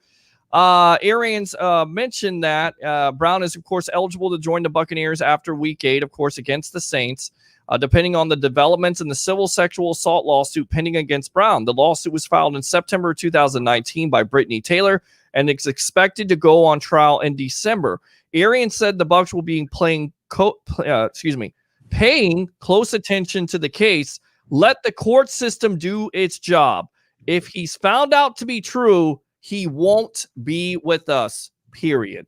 I'm guessing there's going to be an extension on the court case, that they're going to ask for a delay because of, work, just because of work situation, blah, blah, blah. He's going to be available in the off season. They'll push it back a couple of months. It's a guess. Let me ask you this, guys. Wait a minute. Wait. Here we go. Let me ask you this. Is Arians going to get rid of Evans for somebody with a pending court case over their head? I don't think he's getting rid of. Nobody's saying he's getting rid of anybody. No, I don't think. That's what I'm saying. That's what I'm saying. I'm saying that he's not going to be on the team next year. I don't know if he's going to be on the team next year. About that. Depends on the money situation. Depends on if he likes the atmosphere here. Depends on if he takes less money, and the Bucs can make it work. If he's a model citizen and is averaging 125 yards a game or 150 yards a game, don't tell me he's not coming back. And people are kind of looking at it saying, well, who's the victim of this? The victim of volume, which Ronald Jones was. That's what I'm saying. Wide receiver wise, who's the biggest loser right now? Well, to me, I think they're all winners because at that point, who you're going to double on, whoever you double on is going to get one-on-one coverage. So somebody's not going to be on the field. But they may all eat in this offense. Bruce Arians and Byron Leftwich may find a way to get all these guys on the same field together. As crazy as it sounds. If they do, then Brown will have to learn how to take that number 2 position, which he has not been able to do yet. Well, if he wants to be in this offense and be on this team, it's definitely something we have to focus on. Yeah, it is going to be interesting to Johnny Dean, thanks a lot for the call. Let me fire those cannons for you as always, buddy. Very articulate. Keep on calling. All right, my friend? All right, later, guys. All right, later. Let me go out to one of my former co-hosts here. I think I can get him on here. I don't know if he's going to get on here or not. While you're working on that, let me say this. Yes. Johnny Dean, as much as I give you crap and I'm always picking on, stuff that you've said and things like that, the reason I'm doing it is because I respect the heck out of what you say and I listen to what you say. And that's why I remember when you say things like Arians is a straight shooter and things like that. And I mean, I believe anybody at that level is got a certain amount of politician in them. You have to. Oh, yeah, absolutely. All right, so let's go ahead and go on to this phone call here. Let me wait and hold on. Again, 727-255-0391. It's 727-255-0391. Let me see if I can get this guy on here. See if he can come on. Because he just called in. Hey, hey, Sean the Sports Dom, my former co-host of the Sports Web at the radio station from a galaxy long, long ago. Welcome to the Sports Web. You're on with yours truly, along with Mr. Rick Hughes from the Cheap Seats. What do you have to say about the Tampa Bay Buccaneers being 5-2, disposing of the Las Vegas Raiders 45-20? Well, I mean, it looks. Wait, first of all, ain't nobody dope as me. I'm just so fresh and clean. So fresh and so clean. What's going on with you? You know, I've got sound effects here for that singing. So you better improve your work on here. Walk the plank. We got 67,000 watts in here. So you better be good, my friend. What do you got to say? You already know that's my walk-up music. Yeah. We got to work on that walk-up music. But the thing is, we can't do that anymore because Facebook will basically give us copyright. But I don't think your rendition of Outkast is so fresh and so clean. With music? Yeah, I don't think you can do anything about that. So you can probably I think you're fine. Rendition of it. Anyway, what do you have to say there, American Idol? Well, no, I'm not American Idol. You certainly aren't. That was a joke. Thanks. Right. I will tell you this, man. I will tell you this. I love what the Bucs are doing. Obviously, you know, I think Mike Evans is a little injured, and I think they should sit him down against the Giants. Okay. Tough matchup versus the Giants, by the way, because you got James Bradbury, who's always giving him fits. He's a tough corner. He's always been a tough corner versus Mike Evans. Well, yeah, I mean, there's another one. Your guy from the Saints, he does play pretty well, but I'm a little concerned that we've only getting him 2 targets a game, and we're targeting Scotty Miller more than we're targeting Mike Evans. Why are you concerned? Why are you concerned about that? Because Mike Evans is just won a game 45-20, and you're concerned about that? I mean, are you concerned that basically Mike Evans is going to turn into Antonio Brown and start demanding the ball or something? No. Mike Evans is not that kind of guy. He's never been that kind of guy. Right.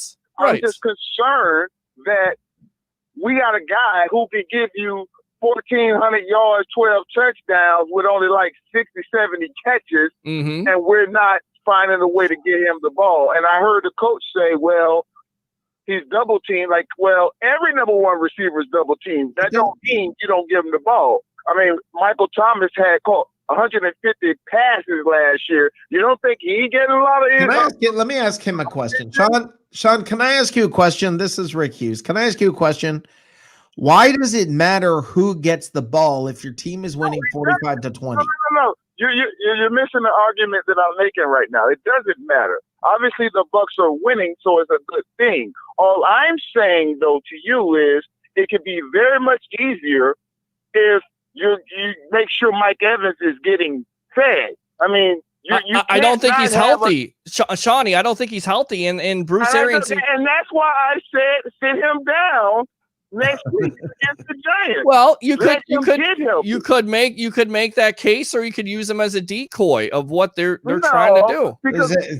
You better give those Giants more respect. You'd better give them more respect and stop looking forward to the Saints. You're going to make that mistake. Yeah, they're going to get blown out any way it goes. But I don't necessarily. I think you got to keep them. I see where you're going. The point of that, and look, we don't know how bad that ankle injury. It could be a bad ankle injury. Why you sit him. And that's why you sit him down. Let him rest. Because here's the thing, guys. If you have a healthy Mike Evans and you have a healthy Chris Godwin and you have a healthy Antonio Brown, that is changing everything. Oh yeah. The teams are. I don't know. I don't know what you guys have been talking about necessarily. Yes, the whole show. it's exactly what we've been talking about, Shawnee. But what I'm saying is, some people don't want Antonio Brown here. Well, what are your thoughts? What are your thoughts on Antonio Brown? Do you like the signing? Do you think he's going to be a nuisance in the locker room? Spider, you and I talked before the season started, and before we got Gronk, and before we signed Fournette and Shady McCoy. I said if the Bucs are going all in, I thought that would have been a great signing then, because now how do you stop that? And if you have a healthy Mike Evans, and you have a healthy Chris Godwin, and you have a healthy Antonio Brown, there is no double team. No. But what I'm questioning right now is whether or not the chemistry with Mike Evans is there with Brady. And I just saying that this offense could be 30 times better if the chemistry is there with Mike Evans. Because I'm gonna give you another saying. I think it was Phil Simms, and I can't remember if I was looking at Inside the NFL or whatever. He had talked about having Mark Bavaro on his team, and the great Bill Parcells told him, if Mark Bavaro is covered, he's open. And I don't know if Tom Brady recognized that, because we had one play in his last game wherein on 3rd and 5 or whatever, we went to Scotty Miller. And I get it. I know you guys like Scotty Miller and everything, but on 3rd and 5, my first look is not Scotty Miller. Who's to say that was his first look? Well, maybe I'll tell you right now, maybe he is being double teamed, and maybe the passes that we took for granted with Winston making those 50-50 balls, Tom Brady doesn't necessarily want to throw those. But that's crazy, because every play that Mike Evans caught was not a 50-50 ball. I'm not saying it was a 50-50. Hold on. You're acting like, wait a minute now. And money down, if it's a 50-50 ball, Tom Brady always threw the Gronk regardless. If it's a money down. And my point is, if it's a money down, if I got Mike Evans and I got Chris Godwin and I got, let's say now, Antonio Brown, I'm not going to Scotty Miller, who's 5'8". Why not? I'm not. Why not? If he's open, why not? Because he's my fourth option. But that's a good. But if he's open, he's your. Shawnee, if he's open, he's your best option, right? No, he's not, because again, with Tom Brady, if I throw the ball to Gronk and he's not open, but Gronk goes and mauls somebody, he threw it to the best guy. Did the Buccaneers just lose or something? Hold on. Hold on. But let me say this. Hold on. They scored 45 points. You know, it's not like the Patriots back in the day scored every time they had the ball. Okay, sometimes you don't have great options. Sometimes you line up before the ball is snapped. The defense is covering, is in the right defense. You're not in the best situation. You're going to do the best you can. Okay, Scotty Miller's the best option at that point. You don't think it's really going to happen. It's sort of like throwing the ball away. Crap happens. These are good football players you're playing against. And you're pointing out one play. It was 3rd and 5, and they threw to Scotty Miller. Well, what the heck was going on with everybody else on the field? What was the defense aligned as? There's a whole big picture you have to take into effect here. I guess you're misunderstanding what I'm saying again. In the money downs with Tom Brady, when he was playing with the Patriots, there's a reason why he has 92 touchdowns to Gronk, because Gronk was the guy he said, I'm throwing to regardless if he's open or if he's covered tightly. I'm throwing to Gronk.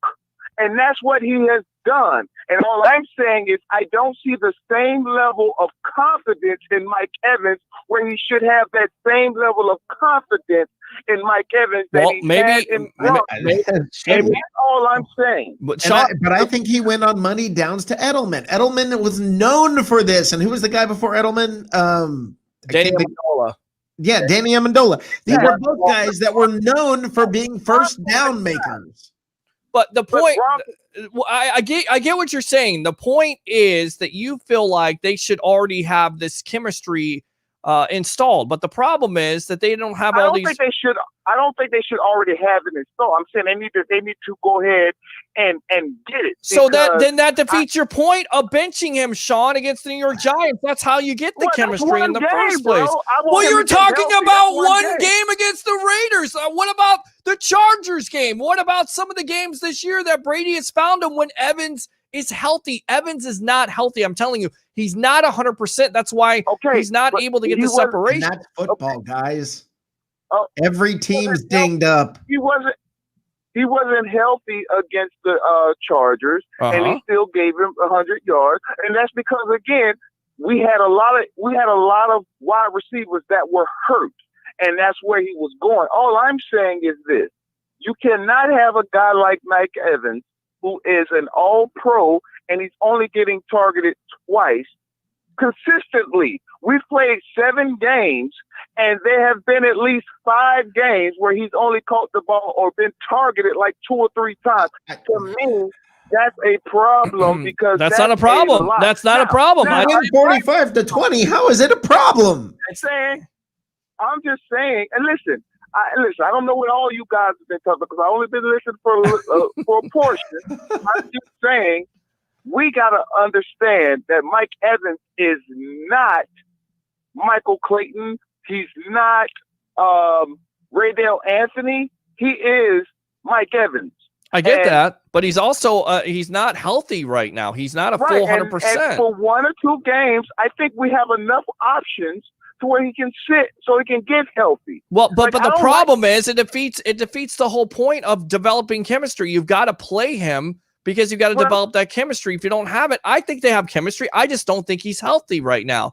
Could they bench him? I don't know if they're going to bench him or not. Okay, but Spada, you can't get chemistry if he's running at 70%. And you also can't get chemistry if he doesn't sit on the bench. You can't get that either. So no, but let him become 100% so he can be Mike Evans. Right now, I'm with you. He's not Mike Evans. So let's not run him out there because let me tell you something, guys. Once we get to the playoffs or once we get late in the season, if he's not running healthy, that's going to hurt what we can do offensively.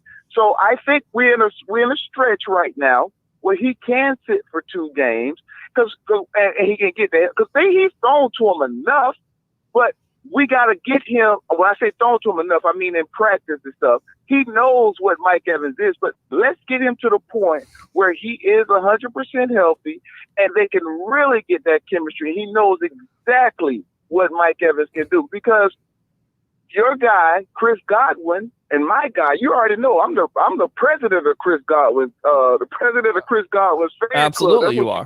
Absolutely. When he was drafted. Sure. And that guy was targeted 9 times yesterday, and he caught all 9 balls. Well, because he's probably open, Sean, and he was probably getting separation. He's also healthy because he's set for 3 games. So let's sit Mike Evans. Let's sit Mike Evans and let him get healthy. But the problem is, who was the leading receiver yesterday? The problem is, hold on, Mike Peter. He's who was the leading receiver yesterday for the Buccaneers? Yardage wise, it was Scotty Miller. Yeah. Okay. Who is the leading receiver to this point in the season for the Buccaneers? Targeted wise, it was Chris Godwin. Again, 9 for 9. 9 for 9. That's how good he is. I understand he's that good, but I'm asking you again. If right now you go to anybody off this phone call, you go to any professional and say, who is the leading receiver on the Buccaneers this year to this point? It's Mike Evans. I'm going to tell you something. Okay, that's a good question. I'm going to tell you, I don't really even know because I love the fact that we got all these weapons. I love the fact we got all these weapons, so it don't really matter. I'm just saying Mike Evans should be more than what's my guy name that we used to have back in the day that went to the Carolina Panthers because he thought he was going to be a number 3 wide receiver. He was our Russell Shepard. Shepard. Like Mike Evans is not Adele Shepard. He is Mike Evans. And so if we're having Mike Evans on our team, it's a different offense. Shawnee, it's a different offense. You got a different quarterback. No, it's not. I'm talking about the target. I'm talking about the fact that you're letting Mike Evans be someone that you only target twice. Mike Evans should be running those 9 routes, and he should be doing everything. That's not the same thing. It's not that he he can't run the 9 routes, and he can't run the 9 routes right now. He's got an ankle in. He's not. Listen. Last year, or for the past 5 years, the ball's been thrown to Mike Evans a lot, and a lot of those passes he has not been open, and he's been fighting to try to pull down some miraculous catches because he wasn't open, and in other times the ball got picked off. And yeah, he had a lot of targets. Okay, the thing is this is a different offense than what they've been running, and they just won the game 45-20. The week before they scored 40, whatever it was, against the Packers. There's nothing wrong with this offense right now, and who's getting how many receptions and who's getting how many targets and who's doing this. It's all right now. It's all perfect. Oh no! Listen, guys. Listen, you're totally misunderstanding what I'm saying. I don't care who's getting the. I get you. I'm with you. We scored 38 points, but to say that Jameis Winston just forced balls. I didn't say that's all that happened. Listen. You had the Saints throw to one guy who only runs slants, and he had 150 catches, and no one in the world or in the whole NFL could stop Michael Thomas from catching 10-yard slants, and they're calling him the best wide receiver. There's a problem when you have a guy like Mike Evans that's only getting targeted twice. What I'm saying is this offense could be 100% better if you continue to also look at him too and say that, okay, you say it's 50-50 balls, but let's not act like that's not part of the offense still. Like there's a reason why when Randy Moss went to the Patriots, there was a bunch of 50-50 balls that Tom Brady threw to Randy Moss over 3 people that Randy Moss still went and caught. He didn't say, I'm going to just go to Amendola or Rush Welker because Randy Moss got 3 people on him. He understood that Randy Moss is that guy and Mike Evans is that guy. And if we don't realize that, I'm just saying that's something that we're missing right now, fellas. I'm not saying I'm not so mad many of that guy. I'm not mad at the Bucs for not doing it. I'm saying if Mike Evans is not getting open and he's hurt, then sit his behind down. But the problem is, Sean, the problem is Mike Evans most likely is going to the coaching staff right now and telling them he's not going to sit down. He's not going to do that. He's not. I get that, but you know what? Leonard Fournette said the same thing, and your coach told him last week, sit down, and Leonard Fournette tweeted out, hey, man, if I was young, I would have been mad, but my coach got my best interest in me. We can do the same thing for Mike Evans right now, especially against the Giants. If the Bucs lose to the Giants and they don't have Mike Evans, I would be so disappointed. But Listen, you know what I don't want to see? I don't want to see us go play the Saints in 2 weeks on Monday Night Football. That's a fair statement, but I still think Mike Evans is going to play because what you said, Mike Evans is Mike Evans. So do you know who the leading receiver is on this team, if I'm right? Yes, he is the leading receiver. No, I don't believe he is. Is it Scotty Miller? Yes. Scotty Miller's the leading receiver. Listen, I don't know who it is right now, but I definitely don't think it's Mike Evans. Like I said, right, but everybody's making these comments. You don't even know who the leading freaking receiver is.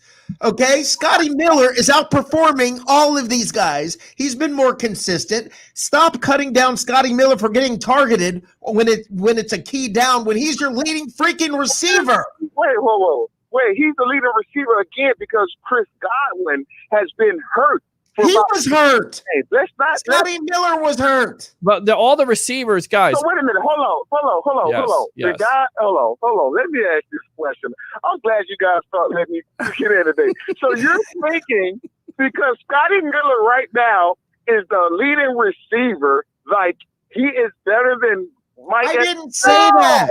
No, I didn't say that. You're missing what's being said here. Okay. What I'm saying is he's the leading receiver because right now we've had a lot of injuries. But you don't want to throw to Scotty Miller over. Why don't you? Why don't you? Antonio Bryant. Why don't you? Why wouldn't you want to throw to Antonio Bryant, who's not on the team, who was in the team about 10 years ago. Antonio Brown, his brother. Tom Brady loves Scotty Miller as a receiver. Let him do it, man. Here's what I get. This is what I get out of it, and this is what a lot of Bucs fans are kind of missing, and I think you're kind of missing it too.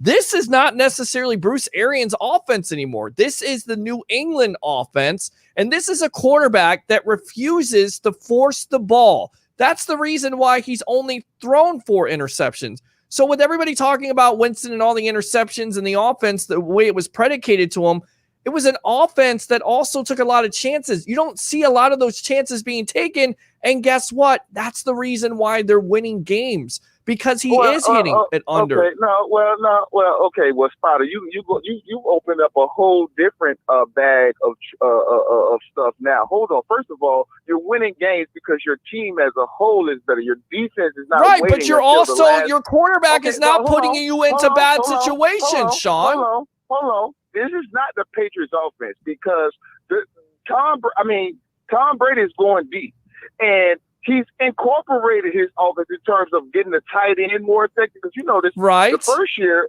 we didn't have tight end, so I think it's a hybrid. But it's definitely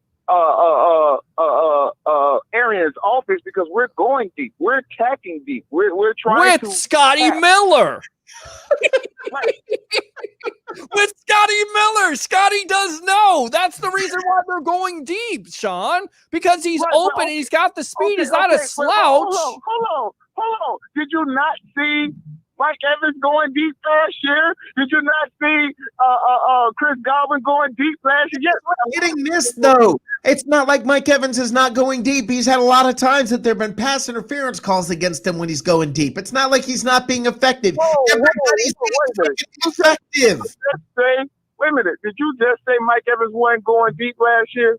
No, I did not just say that. I don't know who you're arguing with, but you're arguing with somebody not on this call. You keep making points, and it's not what I'm saying. And you said somebody said, "Well, Scotty Miller's the only one going." I'm saying we've been going deep. Last year, he's been hitting Scotty Miller deep. Mike Evans was going deep last year, fella. Last year with Jameis Winston, Mike Evans was going deep. This year with Tom Brady, Mike Evans goes deep, and a lot of times there's pass interference calls. This year, Scotty Miller goes deep, and he's catching passes. This is working. Yeah. We're trying to mess with it. There's no problem that Evans isn't getting enough touches. Who cares? Why are we only going deep to Scotty Miller when you have Mike Evans? We're not open because he's open first and foremost. Okay, Rick, hold on. Because he's open first and foremost, and because, like we talked about at the beginning of the call, Mike Evans isn't 100%. He's only running on one leg at this juncture. Okay, so then sit him down. If that's what you're saying, sit him down. Because let me tell you something. Going deep to Scotty Miller, who, by the way, that touchdown that your boy Scotty Miller caught, he wasn't open. That was just a nice drop ball. What do you mean he wasn't open? Of course he was. You loved it last year when Jameis was throwing to Evans. Come on, man. It was a great drop ball into it. With Mike Evans, he don't have to be beating anybody by 2 yards. You can throw it up there for him, and he. But that's the difference between the offense. The quarterback isn't just going to throw the ball up and expect Mike Evans to get it. He wants to make sure Mike Evans is open, so there's not a turnover situation. That goes. So what do you? Then what do you want, Shawnee? This is what I don't understand. You say that you want the offense to not turn over the ball. You're saying you want the defense to play good. You like turnovers? What I said was this: when Tom Brady played with Randy Moss, he would have 3 people on him, and you can go back and look at it, and he would still throw it up for Randy Moss. You cannot throw a ball up for Wes Welker with 3 people on him, and Randy Moss and Wes Welker go up and get it over 3 people. What I'm saying is with Mike Evans, with or without being beaten somebody, or he is open by 5 yards and Jameis wants to throw it deep, you can still go deep to Mike Evans. And if he's not capable of doing that right now because he's hurt, sit him down. He's not going to sit down because of what you said. He's Mike Evans. Everything's working fine. Coach will sit you down. The coach is not going to will sit him down because he feels like Mike Evans is healthy enough, or they got a plan for it, or they want to develop chemistry. All these issues are intertwined. You're talking about developing chemistry. The only way you can develop chemistry is if you have Mike Evans on the field. You're not developing chemistry if your guy is injured because you're not throwing to the real guy. So that's why you sat down. You want him to so let me get this right. Your argument is sit him down so they can build chemistry. This is your argument. That's not going to work because they're not going to be able to develop chemistry unless they get him reps. And Sean, you act like Mike. Wait. You act like Mike Evans hasn't caught a touchdown all year long or had long passes by Brady. Did we forget about the Chargers game? Did you forget about some of these games during the year? And I get it. The offense, and this is what fans got to get over. Fans, you have to get over. It may not necessarily be the same exciting offense, but guess what? It's going to be an offense that's going to be effective. No one's worried about the same exciting offense. They are. There's a lot of people out there right now, and what you're telling me is you're in that fantasy football mindset where you're like, you got to get Mike Evans. So you have. Wait a minute. Let me get this straight. You have 2 to 3 players covering Mike Evans, and you're going to throw the ball up when you have Rob Gronkowski running down the seam wide open. That's stupid, dude. That's absolutely stupid. I get what you're saying. You want to get Mike Evans touches, but what is the priority? Is it to win games and not turn over the ball and give your defense an opportunity to be put in good situations? Or is it to put up some worthless statistics and say, oh my God, what a catch by Mike Evans? I guarantee you right now, Mike Evans would sacrifice the 1,000-yard receiving season for a friggin' playoff appearance. I guarantee you, Mike Evans would sacrifice a 1,000-yard receiving situation to get a Super Bowl. I guarantee you, Mike Evans would sacrifice a 1,000-yard receiving situation to get 2 Super Bowls. Mike Evans is tired of all the statistics. He's tired of the losing. He's a team player. He's not a diva. He doesn't care about the touches because in the end, Bruce Arians, Byron Leftwich, and Tom Brady will let all these guys eat. Everybody needs to sit back and relax. And not one time did I tell you Mike Evans cared about getting 1,000 yards. Then what's the point? No, you just said all of that. I just said, not once did I say Mike Evans cared about getting 1,000 yards and he wanted to do all that. All I just said was this. Money down, I'm not going to Scotty Miller, and he can get beat up and small. He doesn't have the catch radius. What I'm saying is there's a chemistry issue, and when I see there's no chemistry issue. You know what the chemistry issue is? The chemistry issue is that everybody needs to take their thong out of their ass and say, you know what? What's best for the team right now is to go to the open guy instead of trying to force the ball, instead of seeing the NFL highlight like you've seen the last couple years where it leads to a losing situation. Everybody needs to take their thong out, take the sand out. How can you be scoring 45 points a game and there be a chemistry issue? There's no chemistry issue. There's no issue, Sean. I would say this.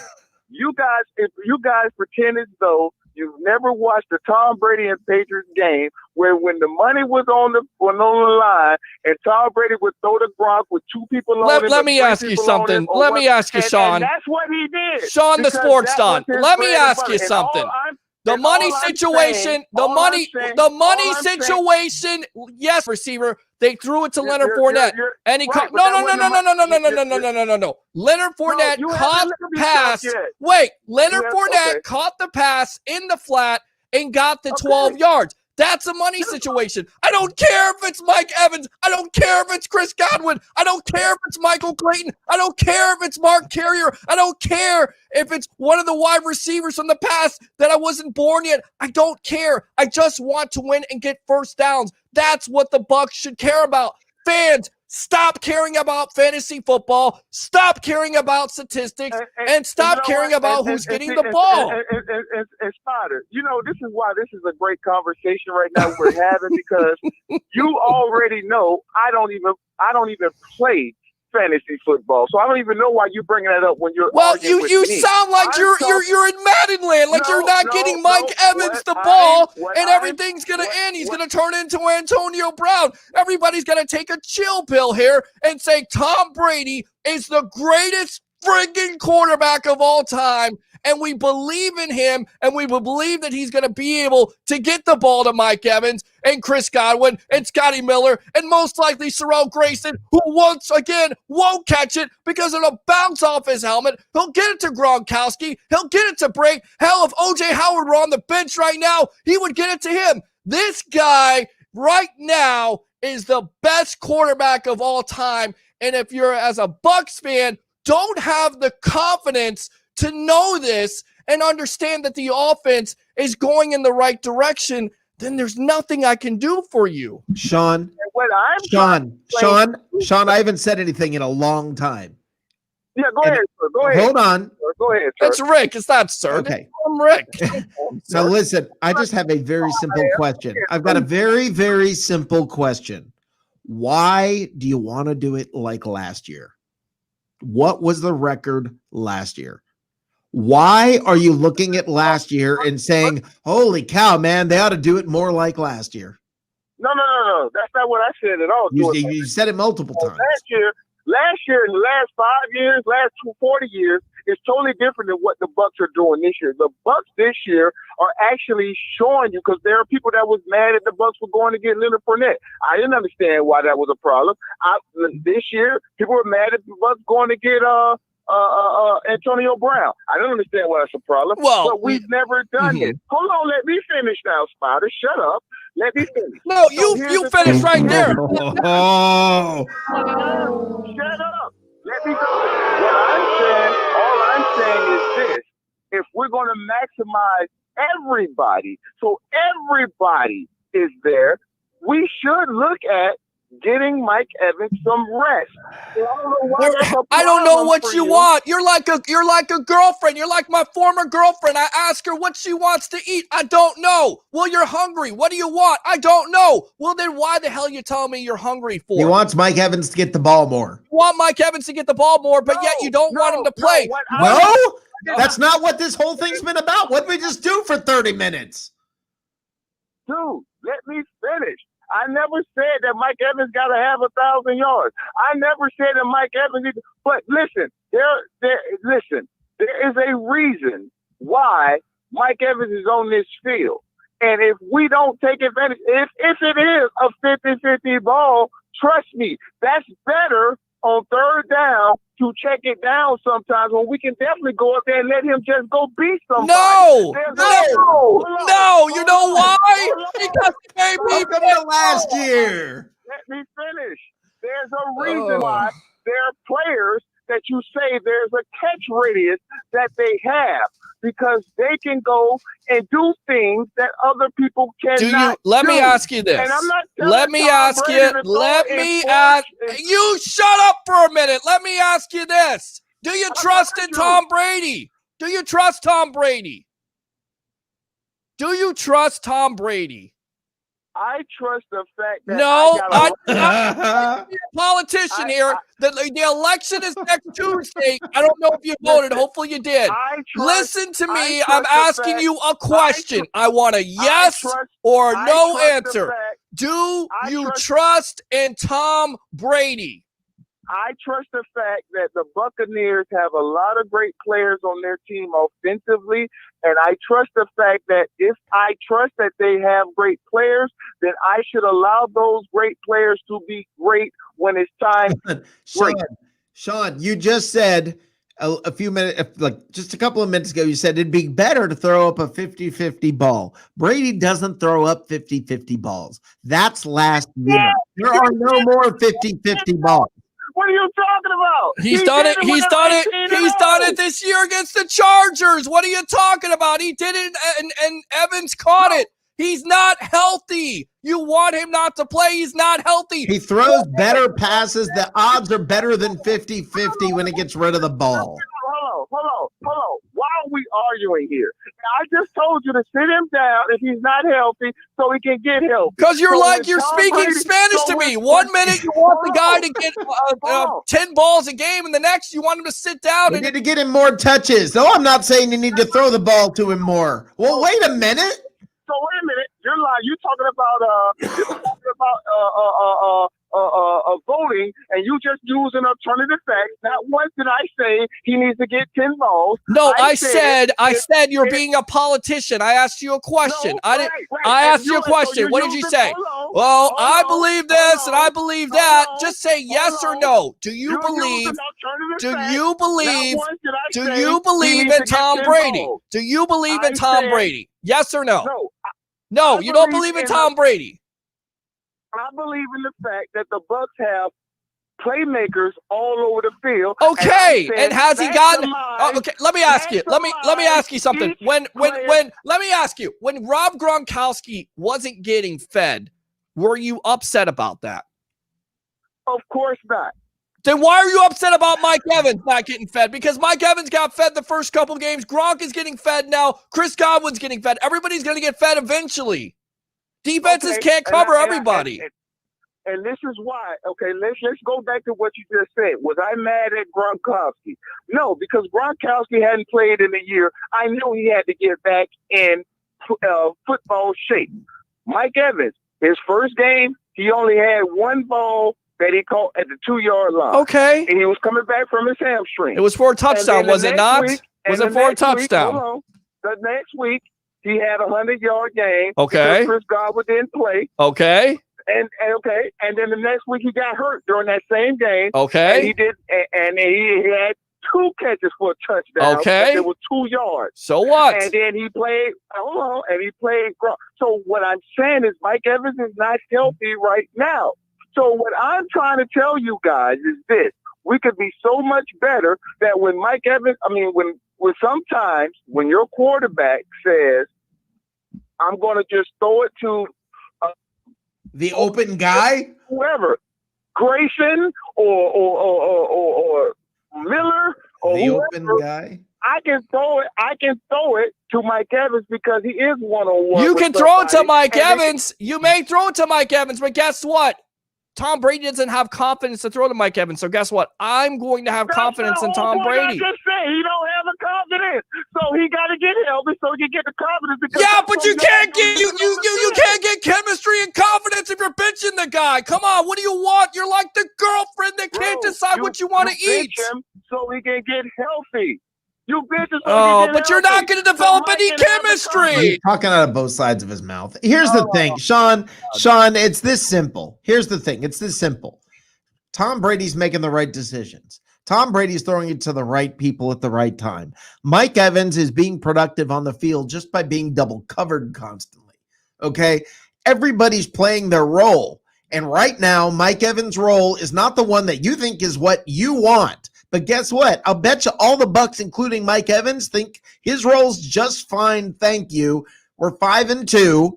Okay, they're 5-2. They're scoring 45 points a game. You're getting all these touchdowns and no interceptions. I don't think anybody's complaining about this on the team. I'll tell you So- what, you guys sit right here because Well, we here's got the thing. Sean. Here's You the thing, sit, guys. Sean. Here- You the Sean. You problem. sit right Here's the there. problem. You sit right there because somebody wants to talk to you about this. Let's go out to Blake Anthony of Oh, Sports this Talk is awesome. 49.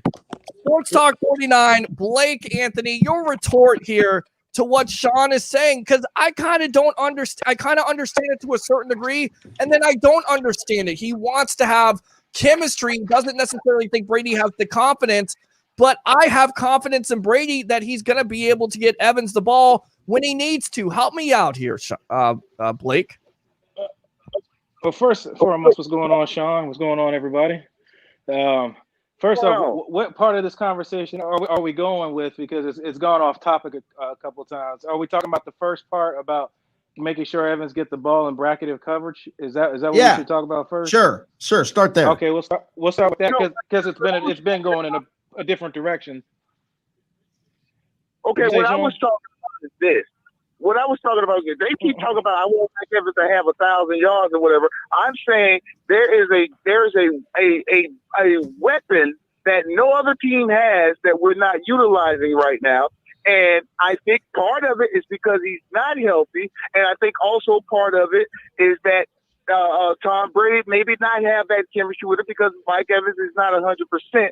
We need to sit him down a little bit and let him get 100% because at the end of the day, on 3rd and 5, I don't need to throw on a little quick screen to Scotty Miller. I need him to throw it to Mike Evans, wherein I can go and catch a ball that's 10 yards away from me because I'm Mike Evans. And I don't know if that has happened yet with this team, and we may need that down the line.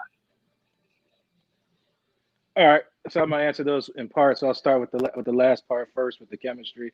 Tom Brady has gone on record already saying him and Mike Evans have great chemistry because he's one of the most dangerous weapons they have in the league. He can throw the ball any places he wants, and Mike Evans is a dangerous threat in the red zone. That's why he had 2 receptions for 2 yards and 2 touchdowns, because he knows Mike Evans will catch that pass he throws to him, just like he did with Rob Gronkowski. So I don't agree with the not having chemistry on that part right there. I just have to go off of what Brady's already said about Mike Evans. So now, secondly, if we're talking about getting him the ball instead of giving Scotty Miller passes if he's open, if the defense is running brackets, well, first off, let me say a 75% Mike Evans is better than 80% of the league's wide receivers.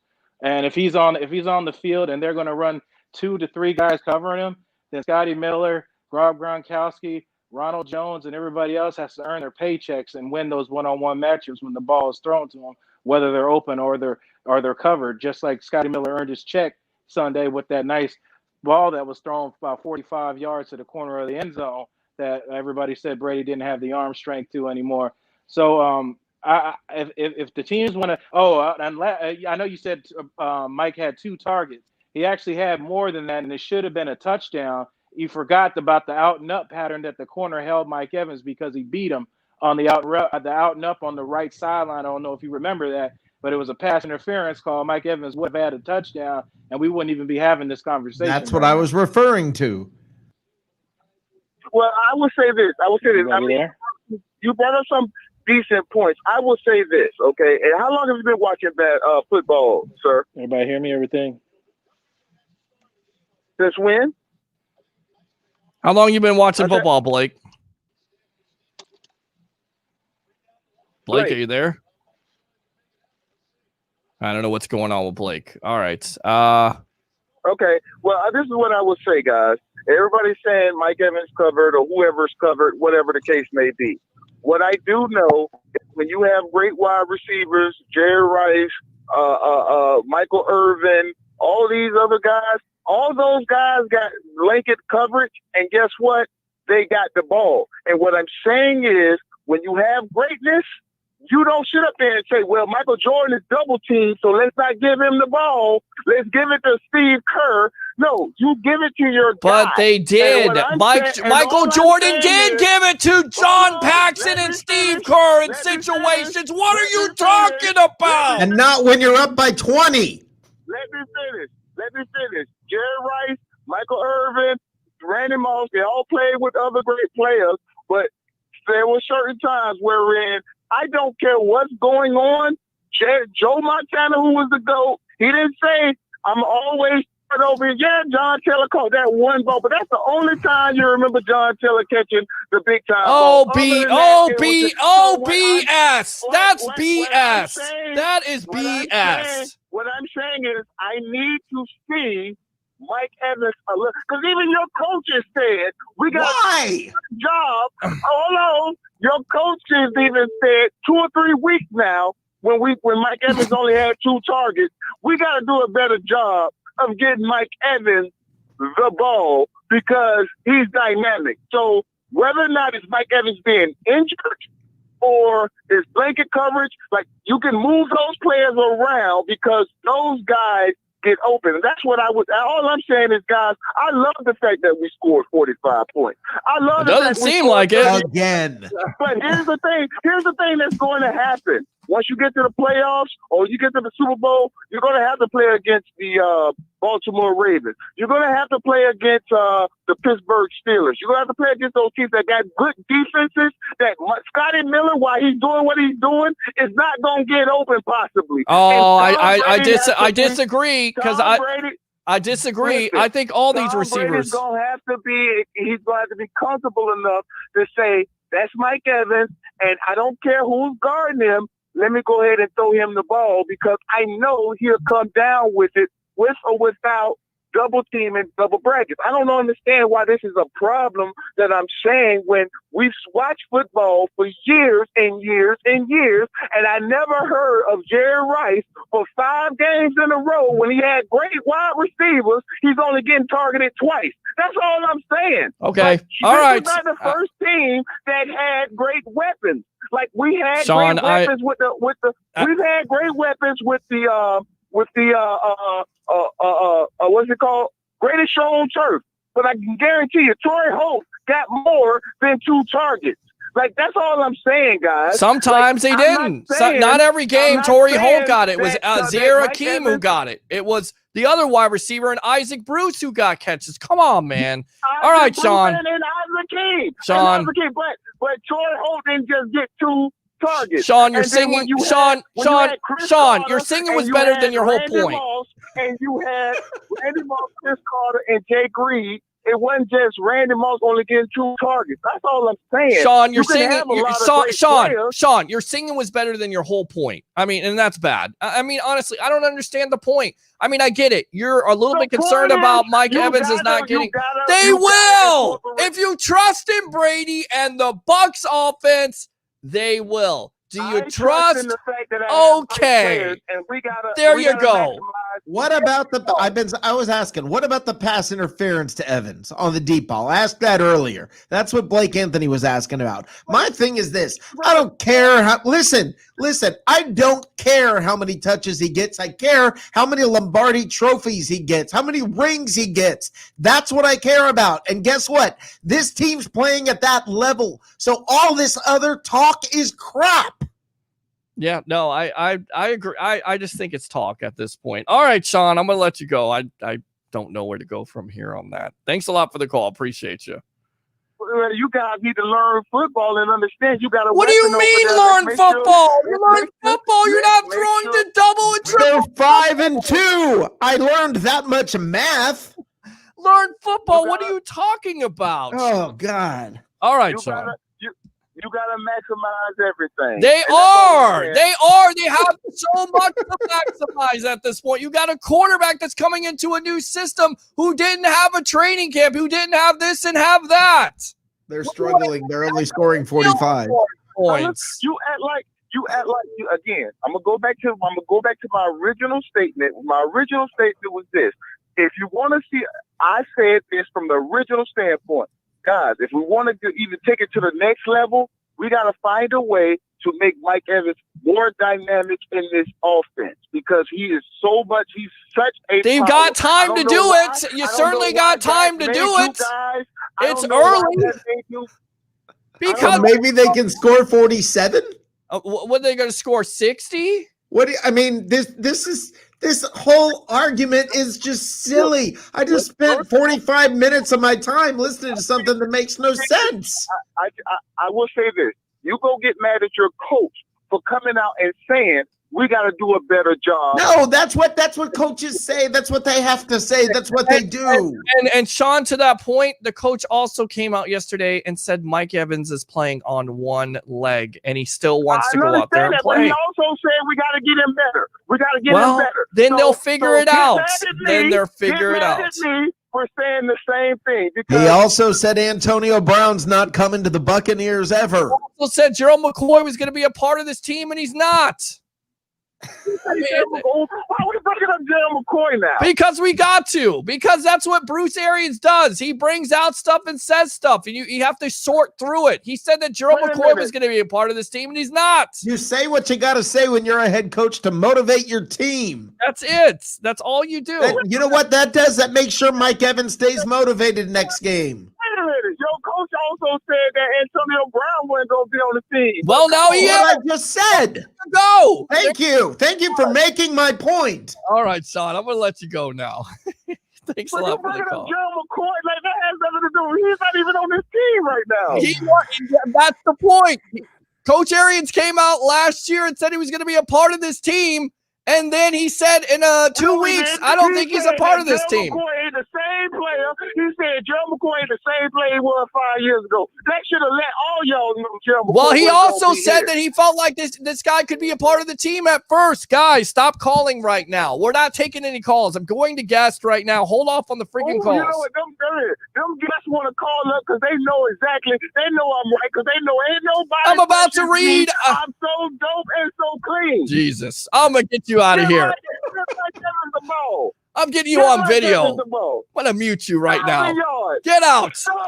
Get out of here. I'll see you later, Sean. Oh, Jesus. right, brother. I love you, bro. Love you too, bro. Jesus. And I had to do radio with that guy for 5 years, ladies and gentlemen. That's what I had to deal with. You wonder why I'm gray beard? There you go. Right there. 727-255-0391. I see you, Will, man. Hold up. I know what you want to say. Oh, my God. Why are we talking about Winston again? Why are we talking about Brady? Why are we talking about Mike Evans? Save it for right now. Let me read the comments. Rick Hughes. Now you understand. Now you understand why he was my former co-host. We had some good times. There were times. No, yes. Now I understand former. Holy cow, man! You remember what happened the other day in the Rays game? What's the first thing Kevin Kiermaier said after the other Rays game? I don't know. He goes, "What happened? That's how I feel right now. What just happened?" And by the way, everybody's saying he's destroying the show. We've got 39 people watching. And no, that was awesome. Yeah, we've got 40 people watching. It's 11:25, so spare me that, okay? Yeah, that was awesome. That's the show. You guys still watch, okay? You guys still watch because I want you to watch, and you watch because I give the fans the opportunity to not only watch, but participate on the evolution of sports talk television. But so much for don't bring any nonsense. Well, I apologize to Liam because we were supposed to get him on earlier here. So just stand by, Liam. Let me read these comments. Liam had to listen to the whole thing. I have Tyler Bradshaw on the lobby. Liam's half asleep. Liam is just tired. Liam's going to kill me. Great intro, by the way, Liam. Awesome. We have him. We'll get him on there. Brady is running everything. Let's see. Antonio Martinez. Okay, that's your opinion. Blake Anthony, you demand Pete and Rick. Antonio, they will not release him. They will just sit him down and not let him go to the Saints or Seattle. 24-3 Rams. Wow. JR says, for the Bucs to be at the cap team, they are sure enough pulling money out of their ass. JR says, cut D. Smith. We could come up with a few dollars. Can we stop with the cut D. Smith stuff for 1 week, guys? Was I not one of the biggest critics of him? And you know what I say right now? I say, shut up, don't touch a dang thing. He's playing fine. He's playing fine. 5 wide receiver sets. Antonio, Christopher Cole, love it. Damn, that's going to be nuts. Tim, should be a different mentality for AB coming into our already built-in system, fitting in versus coming in as a rookie and watching the teams being built around him. David, laughing. Ben Cornett. Raise your glasses, face down and ass up. Sean the Sports Don is in the house. Brady looks Evans' way first and then goes somewhere else. BA in a recent press conference said they need to get MK13 the ball more. He did. He's paid to say that. You think he's going to give away his game plan? And he's also going to keep Mike Evans motivated and caring and sharp, knowing that on any play he might be getting the ball. This? How about we treat this like Jameis Winston, okay? When Jameis Winston went to a press conference last year, he said, I got to get Mike Evans the ball. And sure enough, the Carolina Panthers were waiting for it on the first play. Yeah. Exactly. It was to James Bradbury on the other side. Exactly. Coach speak. I got a bold prediction. Evans gets 200 yards this week. Hopefully he does, so Sean can call back and tell me I'm right or tell me he's right. Who cares? See? Buccaneers fans, you're winning. That's what matters. Who cares about stats? Blake Anthony, wait, let me get this right. If the team won 45-20 by letting the defense double Evans and throwing for nearly 400 yards of receiving, why is everyone concerned about Mike Evans? Thank you. Madden, fantasy football. I blame it on you, you bastards. What's wrong with this guy? I don't know. He's my friend, and that should explain everything you need to know. You're all my friends too. And there's something wrong with all of you too, and we love it. Tom threw number 80 to Gronk in the game against the Raiders. Where did the other 12 touchdowns this caller is talking about come from? The last several minutes have been nonsense. We don't dump callers, Tim, unless you curse at me, okay? So if you want to call in and curse at me, then I'll dump you. But besides that, I let callers go. I'm the guy who dumps callers. That's it. You dump callers. I don't. We go about it a different way. It works. This caller is wearing Rick and Peter out. You guys look stressed. Laugh out loud. 45-20 win almost feels like a loss. Talking to Sean sometimes feels like a loss. Listening to him sing, I'd rather listen to him sing than make that point. I'm sorry, Sean. I love you. This man needs to stay off of drugs. Ben Cornett, if you're going to blame anyone, blame Peter for calling this guy earlier.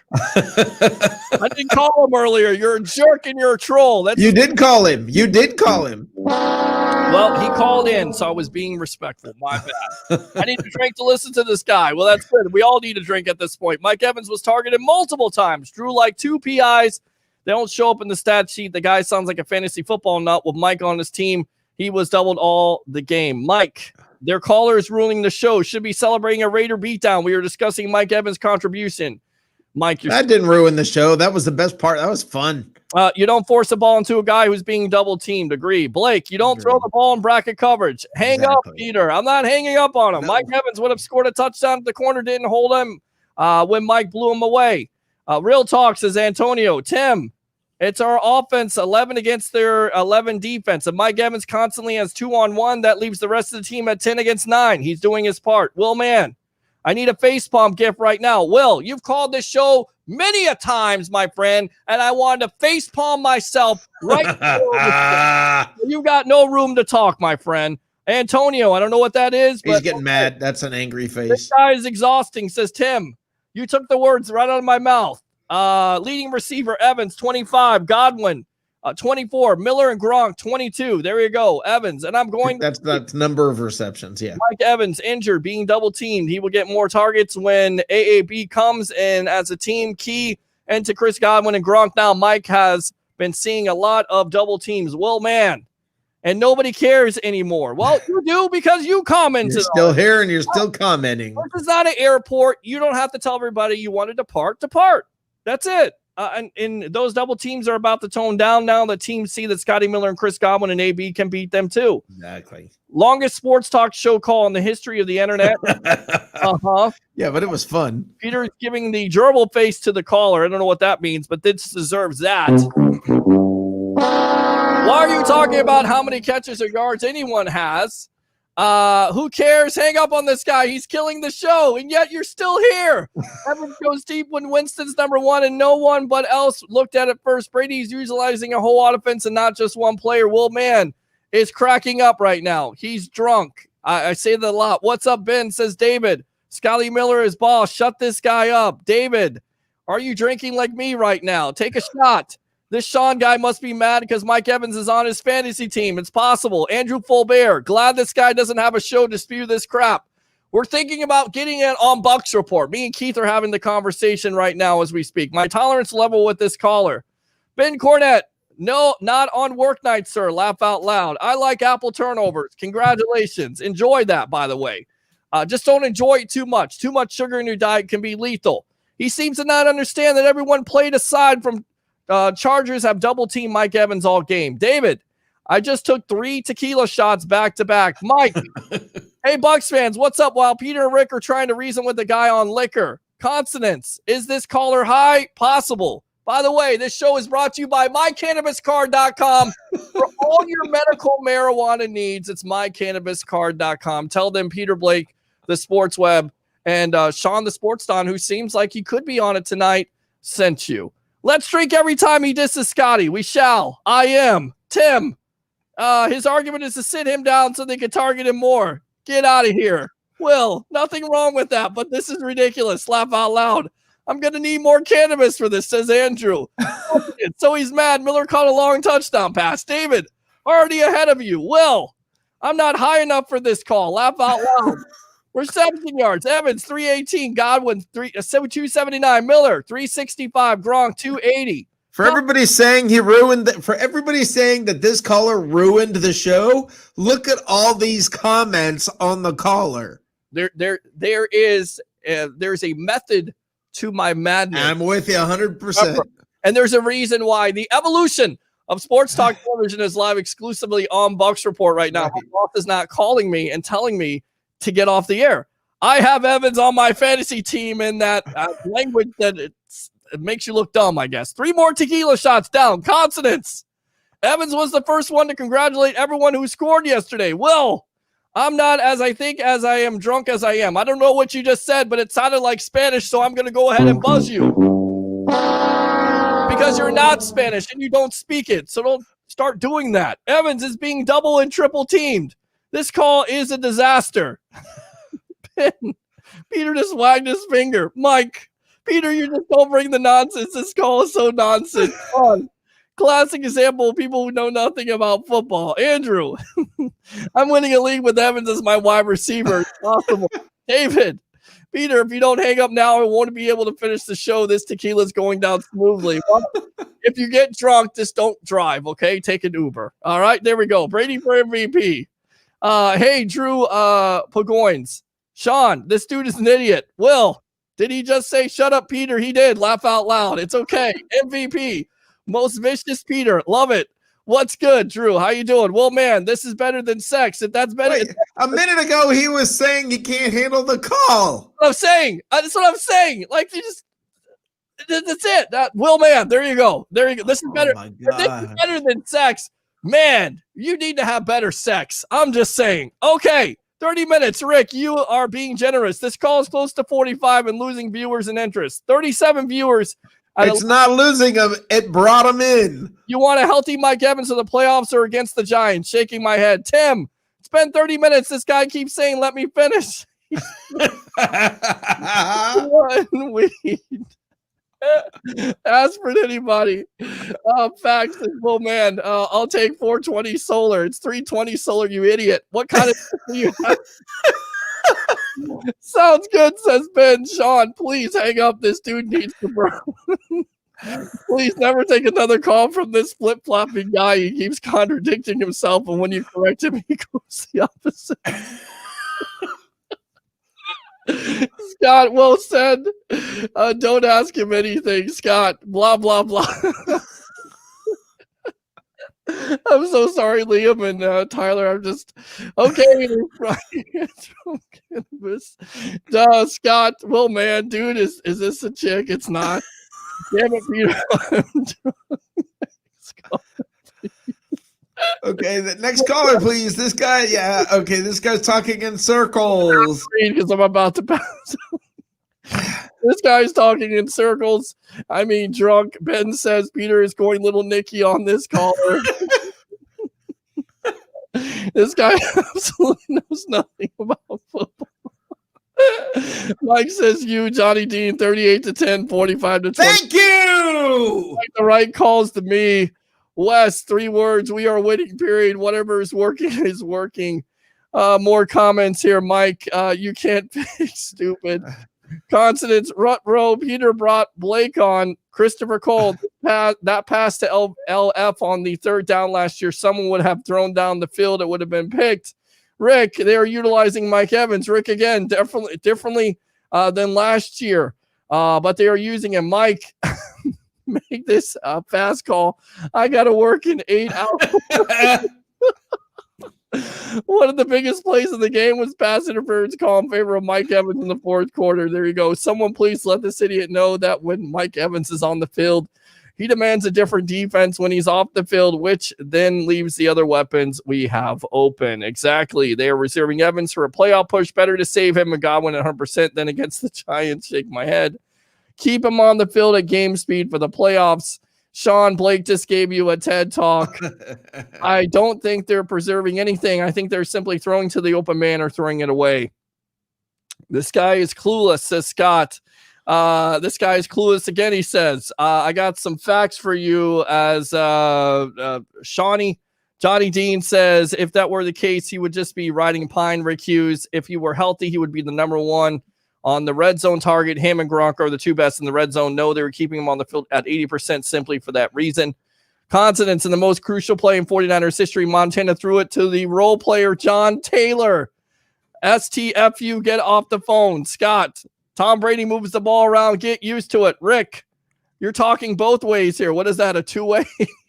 Yeah, well, I was trying to shut up and just, I mean, I was trying to keep my head from exploding, and I thought the best way was just stop and go ahead and text while that was happening. Dean, I think he's double covering, leaving others open. Scott, John Taylor comes to mind in the Super Bowl versus Cincinnati. Johnny Dean, and why can't both be true? Christopher Cole, Evans is getting targeted 7 to 8 times. Tim, took him 45 minutes to say, that's all. Sean came in hot, overshot the runway, and then tried to claim he meant to land there. Mike Evans got his in first 3 games. Too bad he's not Sully. His name is Sean. Oh, don't let him go, Peter. He was about to make his point. That's actually a great way to word it. He overshot the runway and then claimed he meant to land there. The more he talks, the dumber he sounds. Yep, he's an idiot. Johnny Dean, keep Sean on for another hour. Rico, I like how he's completely quiet when everyone brings up the pass interferences. Enough, laugh out loud. Our whole offense is dominant right now. Ben, Johnny Dean, wait till Halloween to get evil on us. Scott, just need to work on the running game. Consonants. Shout out to Sean's cell phone battery. Let's bring back Dirk Cutter, laugh out loud. Hang up on him. Walk the plank, says consonants. Sean, get out of here, please. Mike, worst caller ever. Whoa! Not what I was going to say. Laugh out loud. Yes, it was. Okay, now Rick brought up baseball. I'm out. Peter and Sean sitting in a tree arguing. It was hardly awesome. I just wasted 45 minutes of my life. Laugh out loud, says Christopher, but you loved every minute of it. David, that caller destroyed my poor liver. Scott, D. Smith playing good last 3 to 4 games. Ben, Scott, not necessarily good, just playing not bad. I'll take it. Yeah, he tripped and fell into a running back, and it actually knocked him back. No flags at least. Antonio, damn, he worked with you. I guess I could get a job with you. And that's why I'm here. You see what it takes to work with Peter. That's why I'm here. Johnny Dean, that gerbil face is accurate when Peter gets mad. It is pretty hilarious. Will you shut up? What about Tyler just as good as Scooter? Rico, he's like Max Kellerman. He brings in viewers with his ridiculous takes. By the way, did you all see Tom Brady got Max Kellerman to admit he was wrong about the clip today on live TV? I don't know what Johnny Dean's saying at this point. The method to your madness is a BA move. Tell us don't bring the nonsense and let nonsense go on for 45 minutes. Everyone learning from Coach BA. He can't handle sex, huh? Will can't handle sex? Johnny Dean, blah, blah, blah, 420. Well, man, Peter is dead. Laugh my ass off. Mike, what if the Bucs had lost and Evans had 175? Rick loves to play with this Peter. Oh, Jesus, guys. You know what, Ben? Here you go. Wait a minute. He doesn't? Himself too much. All right. On that note, let's go out to Liam and let's go out to Tyler. I don't know. Welcome to and now it's gone there. Peter's having a tough time breathing tonight, huh? This has been interesting. It's very interesting. I used to work with the guy. I know. I love him to death, but there's times where Sean can be very difficult. The only thing I think I got it put together. He wants to sit Mike Evans and still target him. That's the only. I think he wants Tom to throw it away strictly to Mike Evans. Well, that's what. When he throws it away, that's it. One offense. Just do what the Colts did a couple of years ago. 3 offensive linemen here, Liam, and have Mike Evans out there and have 30 players cover him and throw it to Mike Evans because he's Mike Evans, right? I mean, they need to target him more, sit him on the bench because he's not healthy. They need to go ahead and get him healthy and target him more so that they can be healthy and target him more because he's Mike Evans. Tom isn't going to force the ball. He's not going to force the ball like someone like Jameis would do. Mike's hurt, yes, but you leave him on the field as a decoy, as Peter. Right. And Tom's going to throw to the man that's the most open. The last 2 games, the Bucs have won by a combined 53 points. Maybe Mike only has 3 catches, but who cares? We're winning, so what does it matter? Right. The only thing that matters is not the number of catches that Mike Evans gets. It's the number of rings he wears at the end of this whole thing. Yeah, I didn't understand his argument at all there. I didn't get it. I was dying at the comments. I was laughing so much. I'm glad, and I'm sorry for having you hold so long. We wanted to get you on earlier, but you had an old co-host that wanted to call in and make a point, but he couldn't make a point. In fact, he made like 20 points and made no sense at all. So, guys, let's talk about the Raiders game because everybody wants to talk about it. They don't want to talk about Mike Evans anymore. If we do, they'll probably be stricken. I'll never hang up on anybody, by the way. I'll try never to hang up on anybody. I did it to Tristan because he was BSing me, but Liam, let me get your thoughts real quick on this game. This offense really took off yesterday. Brady, 4 touchdowns, 369. I mean, there's not much to like in this game unless you're a Mike Evans fan, right? This is what I've been expecting from this offense. I mean, just clicking on all cylinders. Tom had damn near a perfect passer rating. I mean, just what a performance from the offense. The offensive line has been playing great. Rick said it. Even Donovan Smith has been – I'm not complaining. I mean, if they play like this every week, like they have the past couple weeks, and it's going to be hard for this team to lose. Both sides of the ball just flawless. Yeah, it really is. It's going to be tough for this team to lose, especially Tyler Wynn and, of course, Tyler Brayshaw, newest member of Bucs Report. We got Liam Mitchell, YouTube extraordinaire. Great intro yesterday. That's what I'm talking about. Please continue because I get hyped up. And when I get on at the Deck Bar and Grill to do that pre-show and I hear that intro, I'm like, I'm ready. I'm ready to run through the wall. It was kind of like when Sean was on, I was ready to run through my window here and get out so I didn't have to hear him. So yeah, Tyler, and Liam, apparently they weren't clicking on one cylinder. Oh, yeah. Apparently they were not. They were clicking on almost all cylinders, but apparently they need to click better on one cylinder. Clearly not getting the Mike Evans the ball is the one cylinder we're not clicking on. Yes. But when you're winning, who cares? 45 points. Yeah. Well, Tyler, the one thing they are clicking on is this offensive line right now, not giving up any sacks, second straight game. Talk about that performance. I mean, that was the one worry that we had coming into the last 2 weeks following that Bears game, and it's been me and Rick talked about it last night. It's like, who are these guys? With like the snap of a finger, Tom's not even getting touched. Like I told Rick last night, I don't even know if he's had to wash his jersey in the last 2 weeks. I mean, that's been the key to success. It's keeping Tom on his feet, and then obviously being a disciplined team has been another key in the last 2 weeks is not shooting yourself in the foot, not giving up extra possessions. So I mean, this offensive line has looked like a completely different line than 2 weeks ago, 3 weeks ago when we played the Bears. Taylor and I talked about last night the fact that this year with Tom Brady. This is like dating the safe girl, the girl that's going to be there when you come home. When you date the crazy girl, it's awesome. There's that element where it's awesome. It's great. You're excited. There's some great elements to it, but you never know if you're going to come back and your furniture's on the lawn or windows are going to be broken or glass is going to be flying and the cops are going to end up in the driveway. That was last year. Yeah, this year, you've got the safe girl, the girl that is consistent, that you can count on, that the girl you want to end up with. This is the one. And if you've been dating a crazy girl for so long, you're not sure how to deal with that.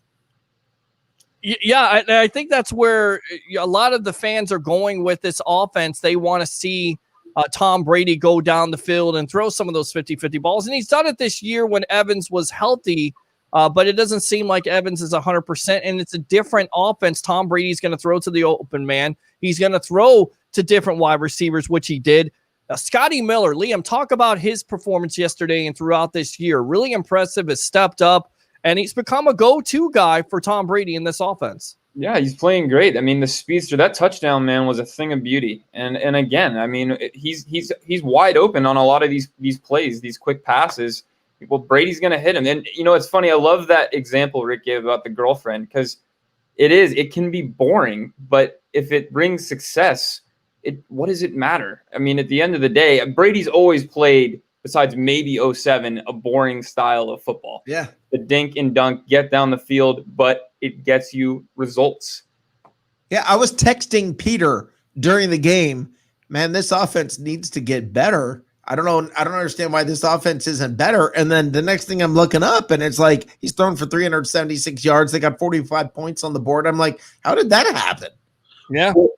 I mean, think back, nobody outside of Patriots fans enjoyed watching a Patriots game. It wasn't exciting. It wasn't flashy. There was nothing to tune in for other than you knew Tom Brady was going to win the football game. But that's why we brought him here. Nobody, if we wanted to see, 450 yards on the board, 4 touchdowns and 3 interceptions, we would have kept Jameis here and gone 8-8, right? Well, this is what we signed up for. We signed up for a boring offense, which I don't feel like it's been boring. No. Like you said, it slowly accumulates, and then by the end of the game, you're like, holy shit, Tom Brady has 4 touchdowns, 1 rushing, and then we're up 25 points. How did that happen? I think there's trauma from last year. This is what I think actually it is. I think there's trauma. As Bucs fans, we're so used to needing that adrenaline burst and that we have to do something big or we're screwed. And I think we've been conditioned to feel that way, so that when a game just is consistent and solid and game after game, you're just doing well and everybody's performing like they should and nobody's getting penalties and you don't need to throw for 450 yards. It feels wrong. Well, I gotta read some of these comments here really quick, guys. Actually, we need to have this caller on again. This is the best show up since I've seen in a long time. Antonio says Peter should replace the Max at ESPN. Thank you very much. I appreciate that. Hey, Liam Gronkowski is in the house. So, Sean, I'm the new sheriff in town, says Blake Anthony. Johnny Dean, bravo, best troll award. Once again, I wish I had thought of that one, Ben Cornett. Sorry, Sean, I'm the new sheriff in town now. Will you? Thank you. Mike says, Peter, are you okay? You look worn out. I'm good. Charlie Seen said, winning is good. Absolutely. It was pointless, says Mark Dill. Christopher Cole says, best show ever. Johnny Dean, wow, their guest tonight, besides Sean, the sports mistake. You guys don't know football because the way you build chemistry is to call plays for Mike Evans while he's on the bench. You get Sean and someone on a Jim Rome style smack off, says Connie there. That's a good question. Could we do that? Blake walked in like JPP in that picture from yesterday. Pound that share button like Peter pounds his rock. Wow. I got a headache laughing. Be right back. I need an aspirin. And tell me when the screen is on all 4 that Tyler and Liam don't look like a baby Gronk and Brady sitting beside each other. I need more muscle, man. I wish I was big Gronk. Look at that. That's funny. They look like a baby Gronk and baby. I'll take that 8 days a week. Oh my God. That's not a bad thing, guys. That's really that's a compliment. Thank you for getting your paychecks. What most people don't realize, Will Mann says, is Mike Evans is the best wide receiver in the NFL. In college, he was great.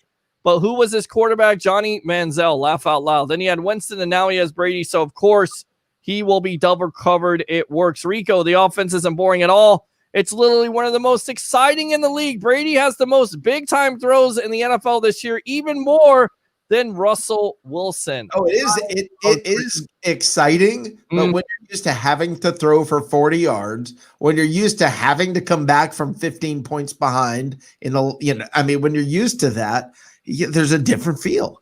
Let me tell you something. If you're getting the same vibe, I don't know what games you're watching, because this is a whole different animal. And you got, I think it's just going to take us a few games for everybody to calm down and relax and realize it really is this good, and we need to stop complaining about things like how many touches one guy gets. That's something we said last night, Rick. This is almost it almost feels like Tampa fans don't know how to react right now, right?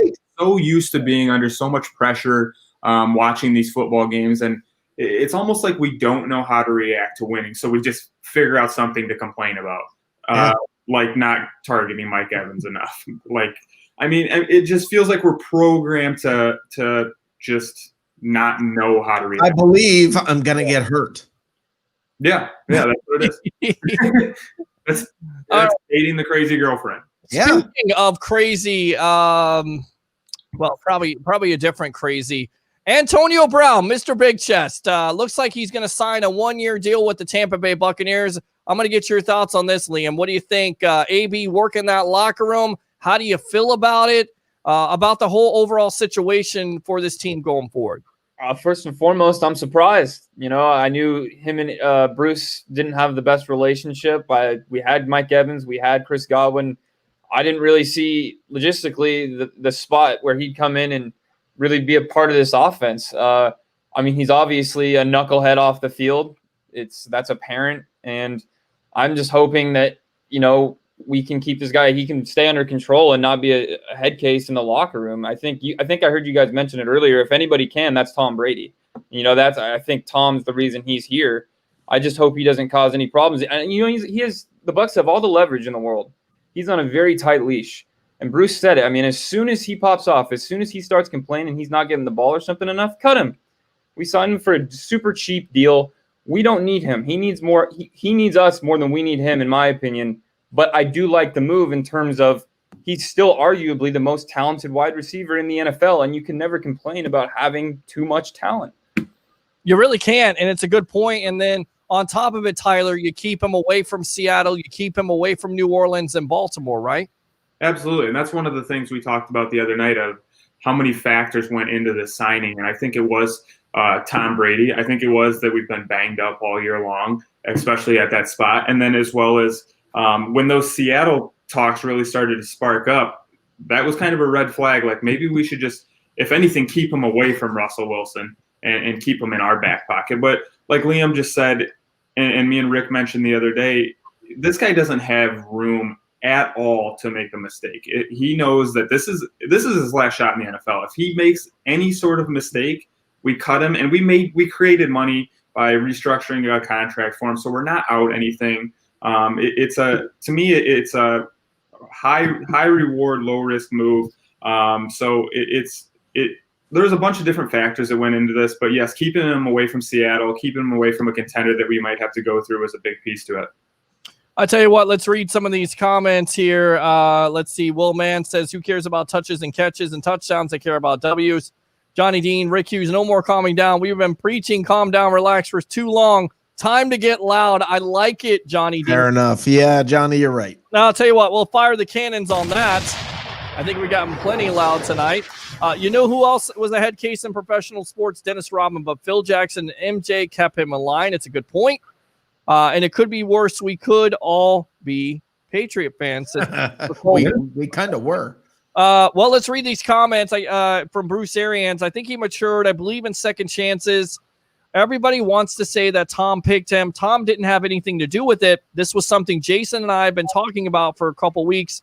Ever since the injuries to our other guys, when the time was right, we would see if we could pull the trigger and fit him into what we wanted to get done, and we'll see.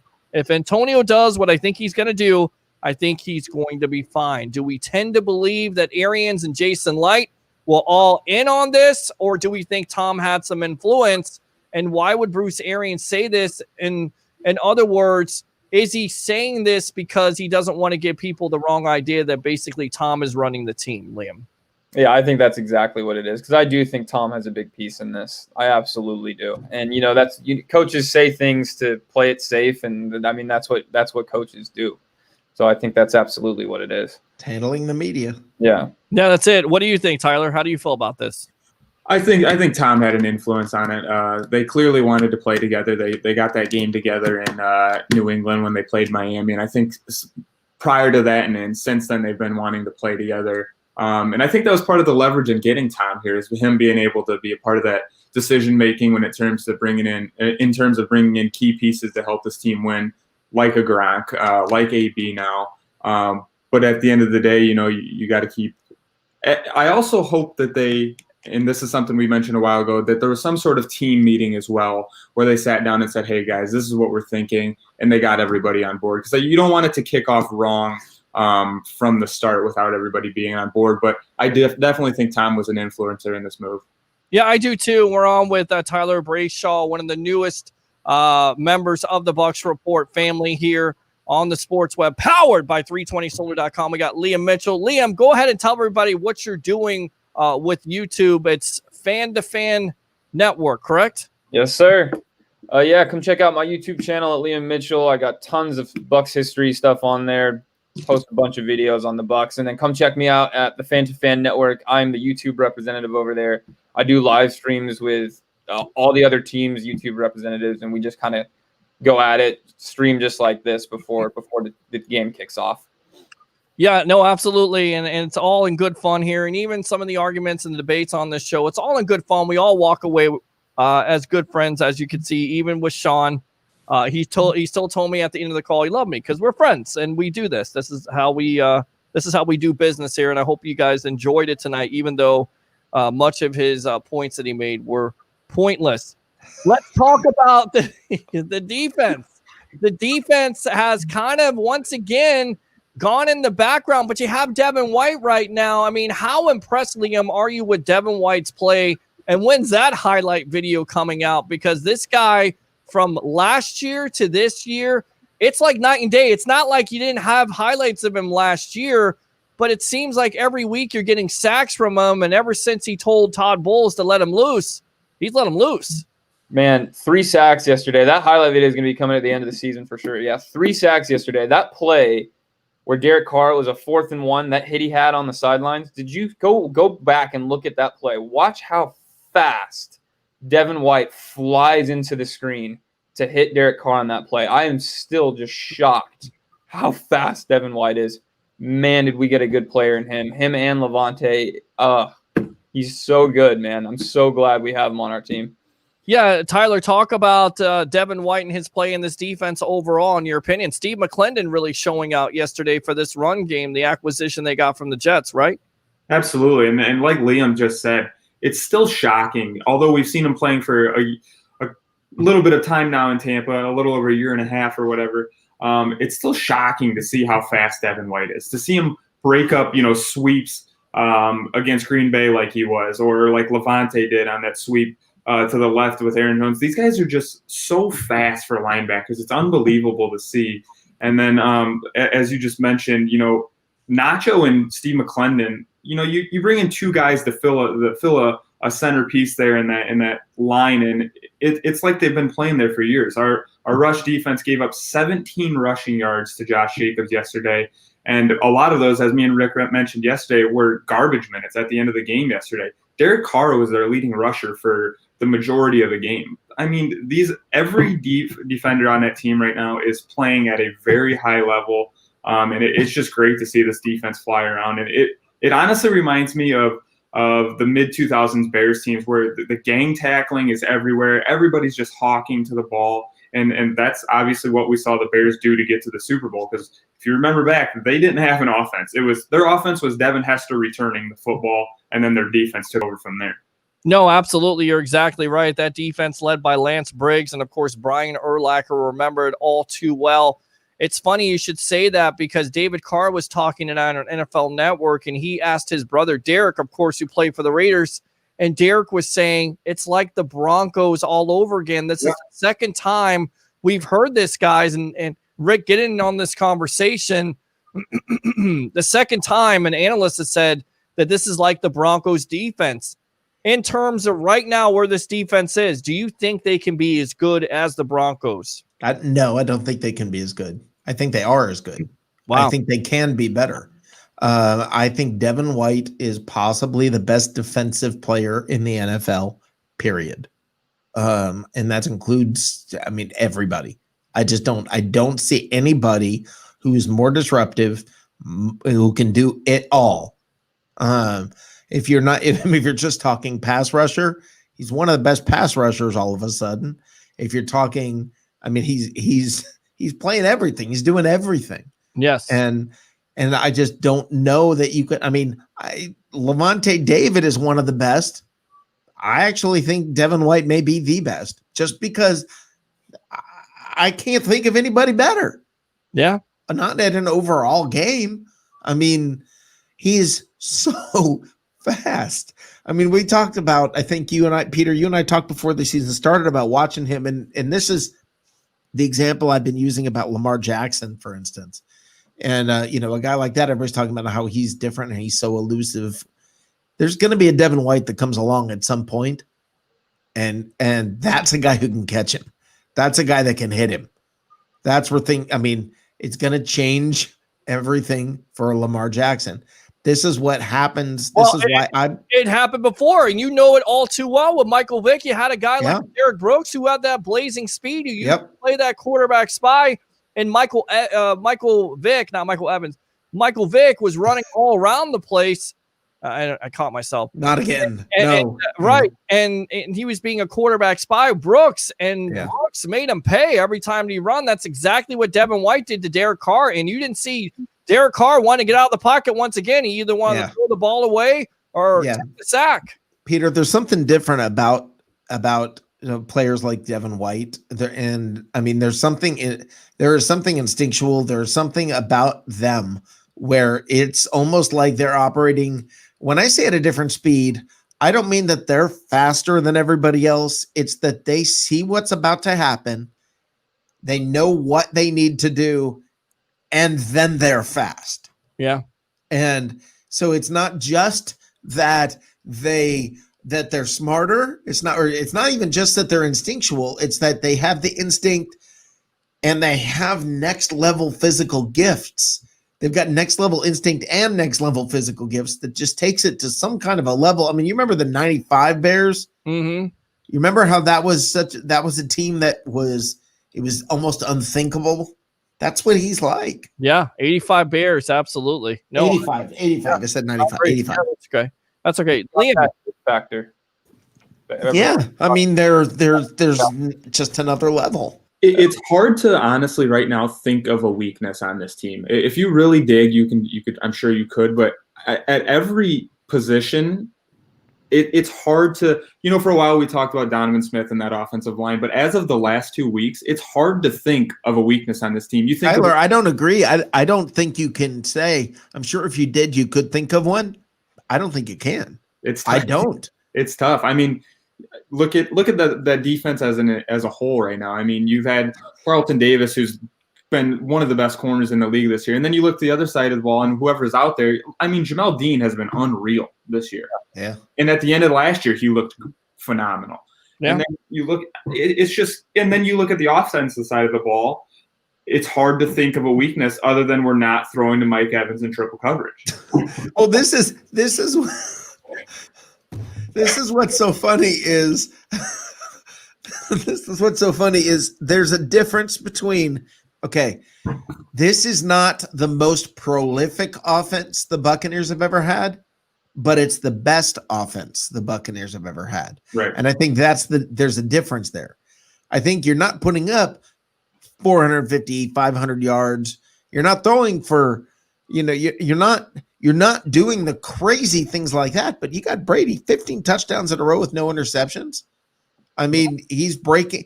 This is quite possibly the best Tom Brady the league has ever seen. Think about that. On pace for 38 touchdowns at 43 years old, the way it's going right now, gentlemen. Let's read these comments, and then we'll get you out of here. Sean's not smart. Frank says, loving our defense. Connie says, Tyler dropping straight knowledge. Absolutely. Tim says, Liam, I rewinded and rewatched that play several times in all of how fast Devin White was closing that door and card that play. Blake Anthony, White has learned to have that killer instinct very quickly. It's shocking from being a 5-star running back, switching to linebacker. Check out my perspective. I just put it on Twitter on Devin White. Mike says, seems like Liam and Tyler know what they're talking about, unlike the 1 hour caller. Tim says, Devin White is like a hybrid of LT and Ray Lewis. We agree with that? LT and Ray Lewis? I think Ray Lewis. Yeah, just his own deal. He's his own deal. Yeah, I agree. Let's see here. Rick Peter Blake will tell you the one grade I gave Devin White in the mock draft was an A+ in sacks, and he currently is second on the team in sacks with 4. And he's just really started playing that role. Right. And people haven't got the chance to see Levante David up until this year, other than Bucs fans, right? So I mean, Devin White's learning from one of the best linebackers in the game, and we've as a group here have known that for a long time. He's just finally getting exposure, and I think that's been a big help to Devin as well. This is what I think that that Levante David is just absolutely solid, great. You can count on him always, every game. Devin White is like, okay, if we're going to go back to the relationship thing where we were talking about how, okay, you're dating this great girl. Holy crap, look what just walked in the room. Yeah. I mean, it's like, now you're like, you're not sure what to do. Listen, the fun part of it is this. Just like when you, just like what you wished. I'm going to say this because I know Peter's about to get me off the show when I say this. Listen, just like you always wished, this time you get both girls. Hey, I'm not going to get you off. I can't even talk right now. I'm not going to get you off the show. Good stuff, Rick Hughes. Liam, give me your final thoughts on this Bucs team, this Bucs win, and the eventual matchup versus the Giants next week. That's going to be a blowout game, right? I think as of right now, after these last 2 weeks, unbiased opinion, I think the Buccaneers are the best team in the NFL. I'm not afraid to say it. And I think next week, I don't even see much of it. I mean, obviously, they're an NFL football team, and there's the whole trap game thing. I do think this is going to be a blowout. I don't think it's going to be close. I think we win by at least 2 to 3 touchdowns. Yeah, I agree with you on that. Tyler, how do you see the game next week or what are your final thoughts on this Bucs team against the Raiders and your thoughts on the matchup versus the Giants? I told Rick last night that the power rankings still won't show it after this past week's game, but to me, the Bucs are the best team in the NFL right now. I mean, it's what we did to Aaron Rodgers is something you don't see teams do to Aaron Rodgers, and then we go in and just pick apart the Raiders like no team has done this year so far. And then next week's game, well, Daniel Jones, remember last year he came in his first start and beat the Bucs. I definitely don't see that happening. It's going to be a 3 possession. I mean, it's not going to be good for the Giants or the end game for this defense because Daniel Jones, of course, threw for 336 yards and, of course, scored the fourth quarter touchdown in Raymond James Stadium. Now they're going to their house. I feel like this could be a big-time blowout. Guys, thanks a lot for your time. Liam, once again, go ahead and promote yourself. Come check me out on YouTube at Liam Mitchell for the best in Buccaneers history, and then come check me out on the Fan to Fan Network. I'm the Bucs YouTube representative over there. This week I'll be going up against the Giants guy on a live stream on Monday night. So come check me out, guys. Thanks. Absolutely. Liam does a great job with the intros. Love him. Keep on pumping them out here on Sports Web. All right. Appreciate you, boss. Thanks, guys. All right. There you go. Good stuff. Tyler, go ahead and we'll just get you out of here, but promote yourself. Do you have somewhere they can follow you on Twitter? Yeah, follow me, Brashaw2 on Twitter. Like I said before, just open to any good conversation. It doesn't have to be Buccaneers, any sport. I'm willing to talk about it. Love it. But other than that, it's just follow me on here. I enjoy everybody listening. I enjoy the comments. I'm glad people enjoy listening to me speak, and I appreciate you guys having me back and over again. I look forward to keep doing it. Absolutely. Tyler Brashaw right here, newest member of Bucs Report. Thanks a lot for coming on, and once again, welcome to the family, all right? I appreciate it. You guys have a good night. All right, man. Yep, absolutely. Good stuff there. Rick Hughes, go ahead and promote your show from the cheap seats on Sunday night at 9 o'clock. Yep, Sunday nights, 9 o'clock, live from the cheap seats. And tomorrow night, after Al's show, we're going to have the first What's Cooking in the South. We're going to talk about what's happening in the NFC South. It's going to be a fun show. And guys, I love the conversation. So go to cheapseats.live, not cheapseats.com, but go to cheapseats.live. And all my links to Twitter, Facebook, all that are there. And you can get a hold of me there. And I'd love to talk to you guys. I really, really love the conversation. Let me say this about this week's game. Be careful. Be careful. Those are professional players out there. Don't overlook the Giants. Don't keep looking at the Saints. Look at the Giants game. I'm going to guess 17-point game or right around there. And I'm just these guys, I get the feeling they're focused. I get the feeling this is next level. You're not looking at a team that you can say, these guys can hang with anybody. No, you're looking at a team that can say, I think they might be able to beat anybody. Now, there's a big catch. I don't know what to say. One of my cats is going crazy. I'm sorry. Your cat knows what to say. That's like, get off the camera. Listen, I don't know whether they're the best team in the NFL or not. I think they're the best team in the NFC. As far as the NFL, Pittsburgh, Tennessee, Kansas City, I'm sure we're going to find out. Yep, we're absolutely going to find out. It's going to be fun as always. Great time, great talk, great conversation. Thanks a lot for enduring, Sean, the sports. Oh, that was awesome. That was fun, Peter. Thank you. I had a lot of fun tonight. All right, my friend. Thanks a lot. Rick Hughes from the cheap seats. Thanks for your time here on the Sports Web, the Evolution of Sports. Take care. Thank you. Right. Good stuff there, guys. So that's it. An over 3-hour sports talk show with no commercials. We'll play those commercials, but that's what we do for you. Join the 67,000 following we have here on Facebook. It's growing. Share and like. Tell your friends all about it. Of course, we're live on Facebook, YouTube, Twitter, and that Bucs Report Twitch channel, which seems like they're trying to want to become famous by followers, primes, and views on big follows. Not really, but keep on tuning into the Sports Web. Thanks to the Tampa Bay sports broadcasting legend, Mr. Al Keck, Rick Hughes, Liam Mitchell, and of course, Tyler Brayshaw and Sean, the Sports Don, for coming on the Sports Web, powered by 320solar.com. Do 3 things for me early on this Tuesday morning. And remember, tune in Wednesday night. We will have former Buccaneer great Ricky Reynolds. He'll be talking about that big Bucs win over the Raiders 45-20 as the Bucs now are 5-2. 3 things. Write them down. You ready? Bring your passion. Bring your excitement. Just don't bring any nonsense. I'm your host, Peter Blake. Have a great night.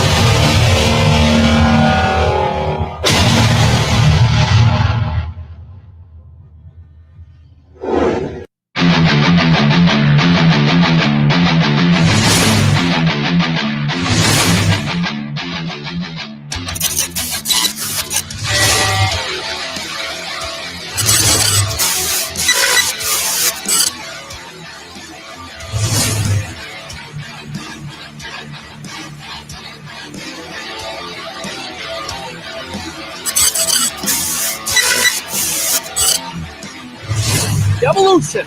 Sports Talk Television live here nightly. All Bucs Report. It's the Sports Lab. I'm your host, Peter Blake, giving you something to think about on tonight's show. Bring your passion. Bring your excitement. Just don't bring any nonsense.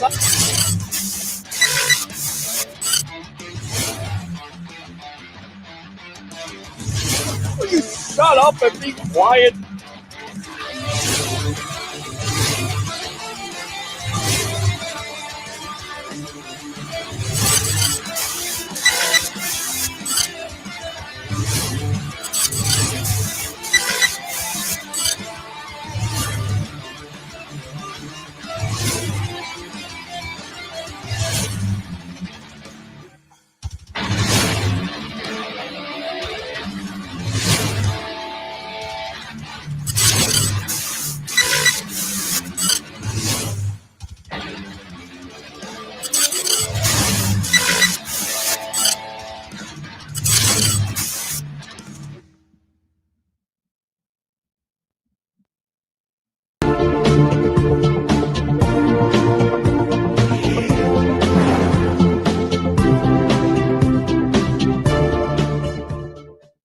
Come to Sam Ash for hundreds of exclusive holiday deals on music and sound gear from the most iconic brands. Save big on professional and starter guitars, drums, digital pianos, horns, violins, DJ, and electronic production equipment. Supercharge your home studio with deals on podcasting, streaming, and AV equipment like speakers, microphones, headphones, and acoustic treatment. Plus, with 36 months no-interest financing on thousands of items, you can get the gear of your dreams right now. From our incredible selection and service to our lowest price guarantee for over 95 years, real musicians know you only go to Sam Ash.